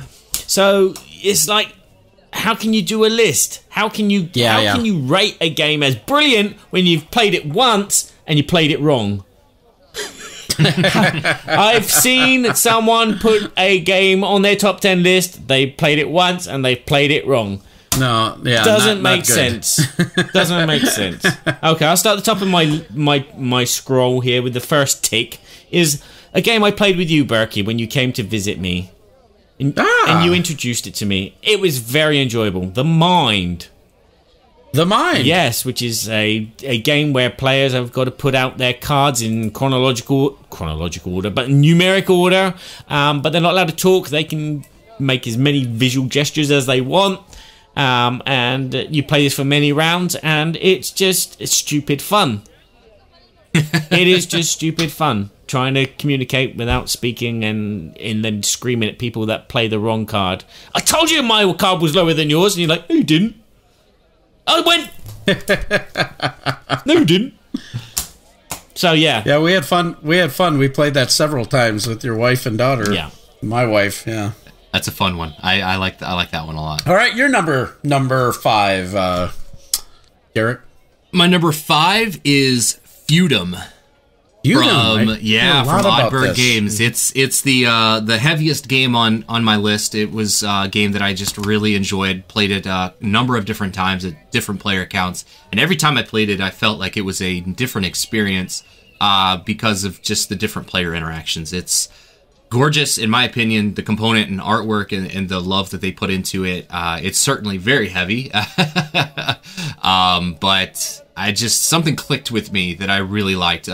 Most what I liked about it was the way that the economy, it's like a circular economy, that it's all player driven. So players can do as little or as much as they want, and if they're not doing their job in a particular guild, they're not going to score victory points for it. So you're incentivized to do your job so you can actually win the game.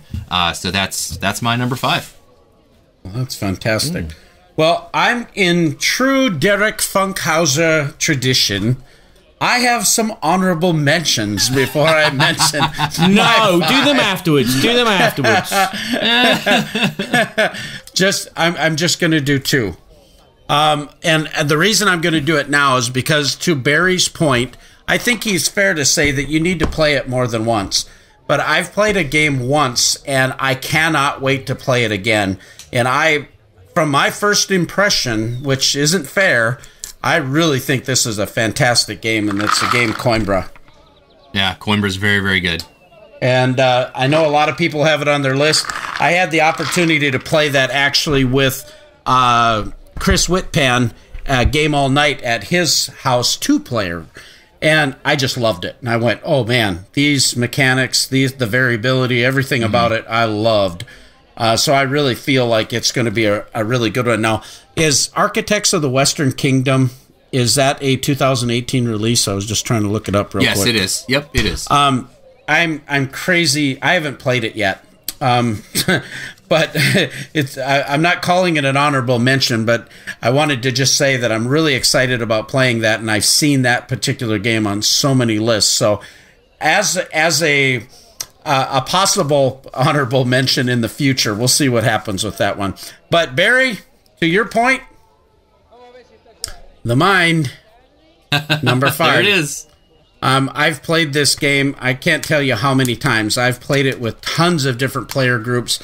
We've played it with the wrong amount of players, where we've had 7 and 8 people playing it. All right. And you're not supposed to play it past 4 players. It gets a little wonky when you add 6 players to the game. I get that. But nonetheless, it's just such fantastic fun trying to guess what each person is thinking and trying to get it in at the right time, and the facial expressions and the fun of just getting that one number under the other number and knowing that you both did it right. It's so much fun. I think it's a fantastic game. It's being produced now by Pandasaurus Games in the United States now, so it's readily available. It's small footprint, so it's easy to throw in your car and take with you. So The Mind is my number 5. No, it's number 4. Yes. Okay, going round. The next one on my list, not number 4, the next one on my list is Chronicles of Crime. Now, I could say that this would be my number 1 game because it's the game I've played the most. It's the game I've had the most fun experience playing. But it depends on what type of mood you're in. Sometimes it's like Chronicles of Crime is the greatest game, and then sometimes you're thinking, no, actually, I fancy playing Viticulture. But Chronicles of Crime is a detective game where players are TV detectives trying to solve a TV kind of style crime. Everything's done on the app, which in some groups doesn't go down well, but in some groups it goes down really well because you're reading off the app. All the text, and if you've got someone who's got like a funny voice and can do funny voices for all the characters and what they look like, makes the game so much more interesting. Take notes, draw lines between the characters, try and solve the case. Great fun. Shame it's an app, but when you get past the first half hour of the game is amazing. Yeah, I need to try that. I hear great things. All right, Derek, what's your next? My number 4 is Endeavor Age of Sail from Burnt Island and Grand Gamers Guild. It is a reprint, a re-implementation of an older game, I believe from 2012, Endeavor. But this adds a new expansion, and it adds quite a number of different mechanisms inside the game and some things you can do. But I had not played the original, so having played this one, it is just a phenomenal experience. It's a Euro, great gameplay. I mean, there's tons of variety, a lot of replayability because you place these tokens down all over the board and it's always random. You never know, and it's so tight. You only get a number of different actions. I want to say it's like 8 different actions, and you want to do everything and you can't. Like throughout the game, it's so. You're like, okay, I want to do that, and then I'm going to go do that, and then I'm going to go do this, and then you're starting to count it up, and you're like, okay, by that time the game's half over. Like, how am I going to do the rest of this stuff? So it's totally a game about trying to be as efficient as possible. There's nothing more fun than a game which puts these things out and you grab 2 of them and before the game's finished before you can get the other 2, and it's like, try again. I'm determined to get them. It's been a lot of fun, and we've played it probably 6-7 times. So you get a lot of. It's always fun to have those games that give you a lot of choices, so you don't feel like you've totally lost out, that type of thing. Mm-hmm. What about you, Berkey? My number 4 is a game that I was dying to get, and it was on one of my most anticipated top 10 lists, and that is Western Legends. Ooh, nice. I love this game. I love the theme. I love the production. I love the amount of things that you can do. I love that there's a push your luck element if you want to go gambling. I love the fact that there's variety of paths to victory that you can try to strategize, and I can't wait to play it again because I just want to try out those other ways of doing it. You know, should I just go collect a whole bunch of gold and flip it real quick, or should I just go gamble the whole time, or should I, really work hard to get up on the marshalling track, or do I need to go to be an outlaw and just, and the only thing that took me a little while to catch on to was the movement. Exactly. I bought a mule and should have bought a horse, things like that. So that, because of what I was doing in the game, and I just thought it was fantastic. And right now, Colossal Games actually has their ante up. I saw is running live on Kickstarter now, which is an expansion for the game. So that's my number 4. The expansion's fantastic, by the way. Have you played it? Yeah. We previewed it, and it takes the game from basically if you thought the game was average or just kind of okay, it's going to make the game so much better. And if you're already in love with the game, you're going to be so excited. The train heists, the new gambling, it adds a new board with some homesteading. You have a number of different action cards that go in the poker deck. You've got new characters to play. Overall, it does everything the expansion should do, which is make the game better. And there's new weapons and new items you can pick up. Absolutely. Yeah, I think that's going to be a lot of fun. That's awesome. You're gonna really like that, Berkey. We put that out. We put our Texas Hold'em mat out on the Game Topper, and we put on our cowboy hat and off we go. All right, number 3, Barry. Now it's number 4. No, done that one. 3. Okay, the third one on my list is a game which came from Kickstarter called Alone from Horrible Games. It's the horrible reverse dungeon crawler where there are up to 3 evil players and 1 hero in a lost spaceship, and that hero needs to achieve 2 of 3 objectives to win the game, whereas the evil players are trying to thwart them by moving aliens on top of them. But the thing is, it's all done in the dark, and also the hero doesn't know where they're going. So the evil players are laying out the map as he explores, and then telling the hero player if they move an unseen alien that there's a noise about 6 spaces away to the west. I've played it twice. It's kind of has the impression that it's unbalanced in the fact that it's the evil players which are doing the storytelling, and it's actually the hero player that's actually playing a game of, discovering the labyrinth of the spaceship. But I really enjoyed the experience. I love the theme. I love the components. And that's why it's on my list, because it's one of the games from 2018 that I've played more than once, and I like it, and I can't wait to play it again. Awesome. Alone. Very cool. Alone. My number 3 is Shards of Infinity from Stoneblade Entertainment and Ultra Pro. Okay. Yeah, it's a new deck builder. I'm a big sucker for deck builders, and so this one plays really quickly. They've included a couple things that I really like about deck building, some new additions if you like deck building. The first one being this new fast play mechanism that you can actually play a card straight out of the market without having to put it in your deck. So you may want a specific action, but you don't want to clutter your deck for later. So you can just play it right out of the market and it gets discarded. Super cool.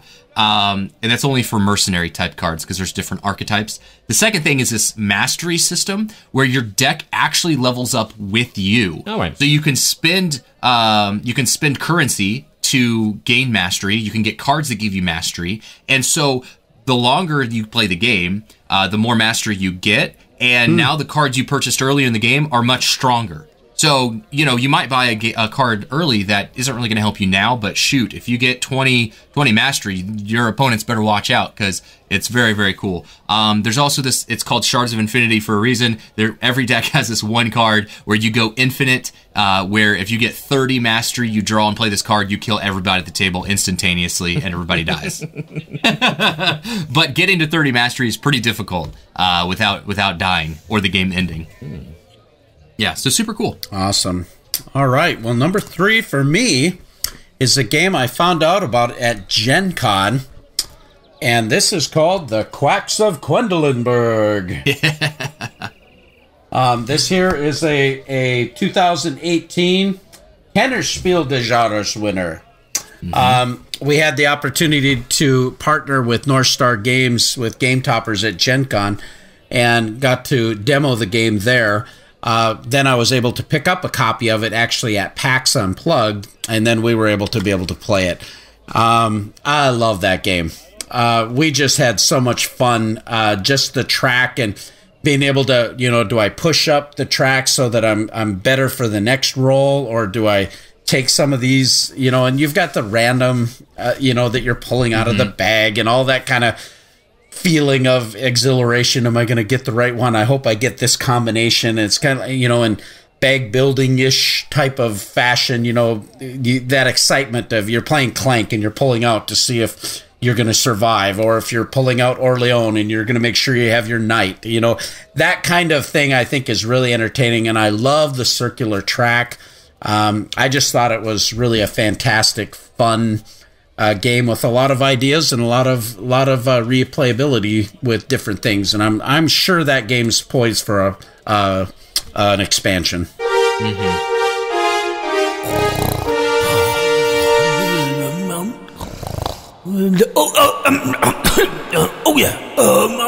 Number 2.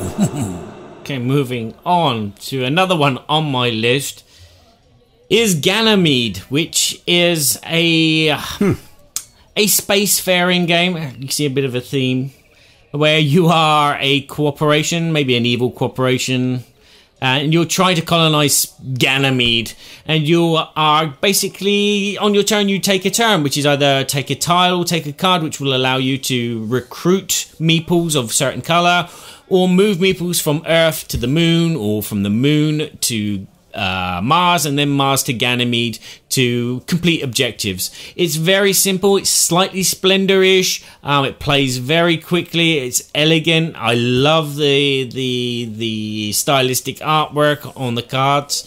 It's a fun family, quick playing game with spaceships. But there are no spaceships in the game. It's just meeple. Ah, very interesting. All right. Yeah, Number 2. I've actually played a copy of Ganymede. It's really good. Really? It's coming to North America from Lucky Duck Games next year. Yep. Well, actually, this year, 2019. Yeah. Oh, this year, Lucky Duck's bringing it. Wow. Yeah, Lucky Duck's bringing it over from the EU. All of France. all the EU. Yeah, Yes. yeah. You guys get it early. Yeah, we've had it a long time. I've had it since practically the beginning of the year. So Yeah. It's very, very good game. Very good. My number 2 is Brass Birmingham. Yeah. So the new one from Roxley. Brass is a brand new standalone game. Brass Birmingham is. And it is just, it's wonderful.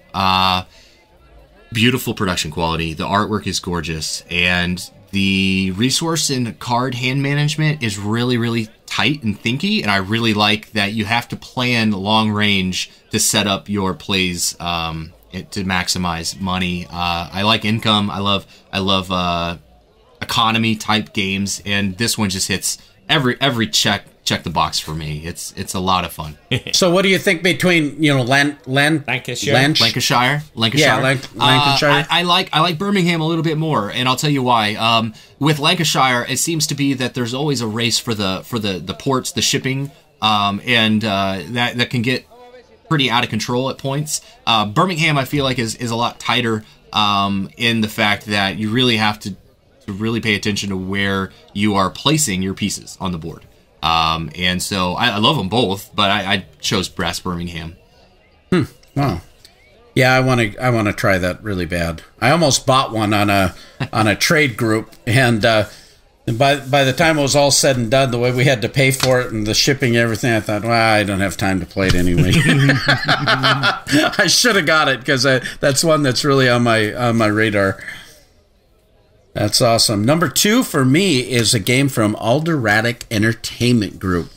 And I don't know, but the last couple years, Alderatic just to me seems like they are blowing it out of the park. And I don't know that they're getting as much love as they deserve because I just think some of the... we got to play... I've only played it once so far, but we played Thunderstone Quest, which we just had a blast. I can't wait to do another campaign of that. I thought that was awesome. I really enjoyed it. But this game here is... Space Base. Yes! I mean, what a bunch of fun on a table. I mean, to be able to take that die and to kind of have a little bit of an engine building type of thing and combo things, and it almost feels like craps in space because it's like you're throwing craps almost. You know, you're trying to, okay, what are our probability? But the thing that's unique about it is the probabilities from 6 and lower are better than what you'd think with Catan, with you're trying to get a 7 or an 8. And so you have that kind of aspect to it. And then you have all these fun little ships and level 1, 2 cards and 3 cards and, trying to combo those and, guess which ones you're going to roll. And then you're also analyzing what other people can possibly roll because you can improve those cards and go forward. And it's quick, it's accessible, it's not hard to teach.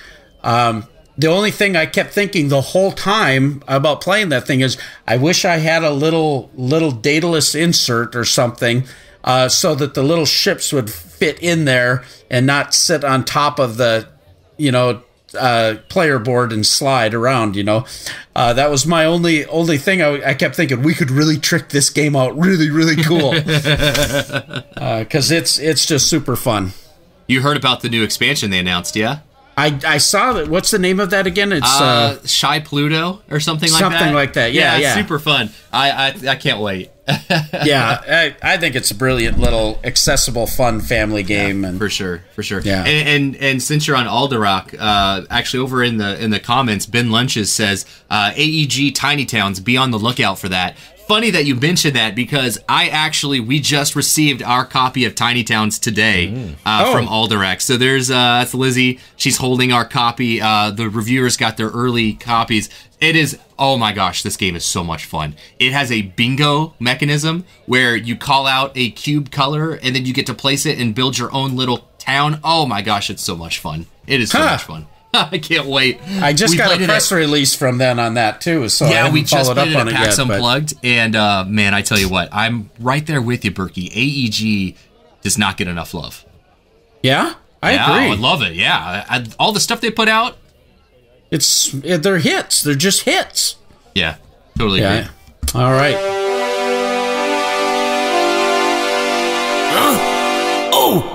Yes. Number 1. Okay, number 1. Well, not number 1. This is your most favorite. No, it's not. Most favorite. Well, the most favorite would have been Chronicles of Crime. But on a Wednesday, it wouldn't have been Chronicles of Crime. Today's Wednesday. Yes, Wednesday. Oh, this one. So, this is a reprint. It's called Cuzco, which is a reprint of Java, which is part of the Mask trilogy. So if you know of Mexica and Tikal, you should know Java. This is Cuzco, which is a reprint by Super Meeple of the same game where you are Incas. You have your tribe and you're terraforming the land, placing fields and building villages. And then when you have control of a village, which is an interesting concept, is having an Inca in the village on the highest platform because you're going to be stacking tiles and making a kind of 3D terrain. You get control and you can build a temple, which will give you points, and having a party there will give you points. It's a very cold, logical Euro game. It looks gorgeous on the table. It can be a bit sloppy. Some players will just play the same pattern over and over again, which is place 4 tiles, move an Inca, build. But it's the fun of the game comes from trying to do something different and trying to outwit your opponents and make them place some stepping stones out for you to run across and get bigger points. Really enjoyable. It's a game that I've played a couple of times and I really love playing it, and I can't wait to play it again. Cusco. Yeah, and you just put out a video on this just recently, I did right? indeed, yes. Yep, you can check it out at Board Games Everybody Should. All right, number one. Number one, going kind of with the same kind of theme that Barry has. My number one is Teotihuacan, City of Gods. So it's wow. What can I say about this game? It checks all the blocks for me, like resource management, economy, tracks. I love going up and down tracks. I love the dice ascension in this game is super neat. So you get 3 workers and you're going to move them around this rondel action, these locations that you can then take actions using resources. And when you go to a location, your die actually grows older. So you start at a 1, you go to a spot, now it's a 2, then so on and so forth. You're trying to get your dice to ascend, which is to pass 6 as quickly as possible. When you pass 6, when you go to a 6, your die ascends, basically dies, goes into their ever after or whatever, and then you get some sort of bonus for that. You get a new worker the first time you do it, and then every subsequent time you get a bonus from this little action selection die. It has, I think, 8 to 12 different tiles that you can place on the board to completely change the game, and it is just everything that I love in a Euro. It's beautiful. Building the pyramid is also really, really, it's fun, but it also feels good to like place tiles and then finally see this pyramid start to grow. It's very pleasing to do that. It's really fun. So this is a spiritual successor, if you will, to Tzolk'in. Yes, it is. The spiritual successor to Tzolk'in. So if you liked Tzolk'in, I don't see any reason why you probably wouldn't like Teotihuacan. I just saw this was on Miniature Market, that they had it for $34. Yeah, it's really crazy. I don't know why it's so cheap. I do know that Board and Dice, I think this is their second or third print run of the game. Like, they sold out of the first one so quickly. And I know a number of different people have liked it. Everybody that I've taught it to has absolutely loved the game. And I think if you're into those mid-weight, heavier type Euros, gotta check this one out. Yeah, they had sold out at Essen, too. I tried to pick one up there, and I only grabbed a couple from Essen. Well, my number one is, again, from Alderatic Entertainment Group. Thunderstone. So, yeah, TSQ. War Chest. War Chest. I just heard all my coins popping out of them when I flipped it over. This game has this fantastic box with this magnetic top. It has these amazing components in it. I actually made tabs so that I can pull these out easily. But they have these wonderful poker chip type of components, and this is a 2-player strategy type of game that also has card action selection, and I love that type of game. I love the way it's a little bit of a race. There's really analyzing what your opponent's going to do. There's another side to the board. I wouldn't be surprised me at all if they come out with different boards for it in the future. But that game is fantastic. I mean, it is over-the-top production, in my opinion. It's super fun. I will play it anytime that someone wants to play it. To me, that says something right there. It's just, yeah, let's play it. Immediately, if someone mentioned it, I go, yeah, let's do it. So I loved it. War Chest. I have been seeing this come up on a lot of different lists, even the nominations in a lot of the Dice Tower categories. So I think it is getting some recognition. But it's, it might be a limited genre there because it is a 2-player type of game. You can actually play a 4-player version. I've listened to some people talk about it where you play kind of a team play, and they prefer it as a 2-player version. I haven't tried it as a 4-player yet. Top 10 list of two-player games that can be played at 4-player. Right. Well, Star Wars Rebellion's one of them. So yeah, there you go. Right? You already got 2. War Chest and Star Wars Rebellion. I'll get back to you, Barry, on that list. I've got a lot of time in the dungeon. I need to kill it somehow. There was a couple other games that I thought of, too, but I haven't played them that much. And I've got a whole bunch of games on my shelf of shame that I haven't gotten to yet that I'm sure they could have been considerations. I got a big list here of games that I played only once, but I'm sure that they would have been, like Selena and Luxor, Gizmo. I've even got Clash of Rage on here, which is supposed to come out in 2018. I've played the demo lots of times, but can you really class it as 2018 because it's still in the printers? So, yeah, that's tough. Yeah. Well, I think we got to explore what people like and don't like about top 10 lists and why they're good and maybe why they're not so good. And let's have a look at the chat quickly. Kabuki was saying that she likes Hunt for the Ring, Space Base like you, Western Legends, Empire of the Voids, Rick Offloff, he put Teo Tekken Canoe. Yeah, Teotihuacan. Yeah, and Dice Settlers he likes as well from 2018. The Cryptos come up as well. So yeah, there's a nice selection of games, and in fact, the next poll will be a list of games for you to choose from 2018. So awesome! Thank you everybody for joining in the chat and stating your best games. You're all wrong. You're wrong. It's Keyforge. Keyforge is the #1 game of 2018. I've played Keyforge. It's interesting. It's not bad, but it's not great. I felt the same way. Everybody was raving about it, and I just kind of went, "Gosh, I need to play this some more," but it didn't get me on the first try. It's got some hurdles to overcome, especially with it. It's obviously going to be compared to Magic the Gathering and quite a number of different games like that. And while it doesn't feel like it, it's still got that hurdle to overcome because Magic is so ingrained in so many card game scenes, right? Like that's the king of the hill. Yeah. Like that is the person to dethrone. And it's not happened yet. And Keyforge is not the game that's going to do it. No. Yeah, it's very innovative. I mean, very interesting. Absolutely. Yeah, the systems that they have in there, like I said, fun game, but didn't blow me away. Magic is still just a much better game, in my opinion. Yeah, and it will force you to keep buying decks because each deck that you lose, you think that's a crap deck. Ellie. Next, buy another one. Yeah. No, it's true. Yeah. The psychology nature. They even do these new sealed events where you just pre-register and you buy a deck and you play 4 or 5 rounds, and it's totally like Russian. It's totally Russian roulette. It's like, okay, all right, let's see what we got here. Am I gonna win or am I gonna basically waste the next 4 hours of my life? $600 entry fee. It's like, my deck was crap. I want a refund.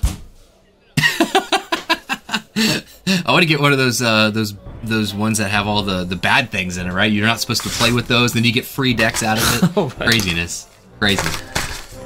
Well, this has been a fun show as always. We want to thank everybody for joining us. Thanks everybody for the chat. That's just been a super lot of fun. You will see this podcast professionally edited and put out to iTunes and Stitcher Radio by our illustrious Badger, and he'll put it together in a nice fashion. And you can catch us at the Board Game Geek Guild 2248.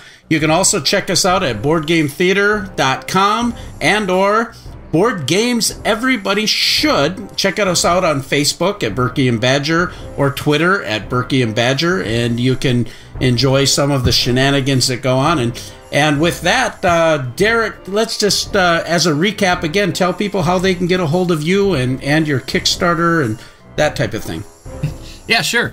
You can find myself and my wife at the Board Game Spotlight. We have a Facebook group. We have Instagram, Twitter, and did I say YouTube? Basically, you can find us at BG Spotlight. You search that, you'll find all of our social media handles. Please, if you have not joined our group, we'd love to have you. We have a great time. We just hang out. We like to talk about board games. We like to talk about the hobby, and what makes it great are the people that are in it. And we have our Kickstarter going on right now to raise funds for our channels. It's called the Promo Paradise. We'd love for you to check it out.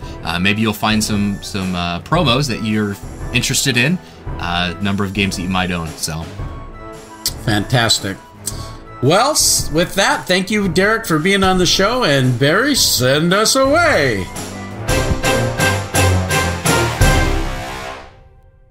Thank you again for listening to Berkey and Badger's Board Game Babble. This show was written, produced, and performed by Kevin Burkhardt-Smyer and Barry Doublet, as was the music too, with a little help from the Balance of Power.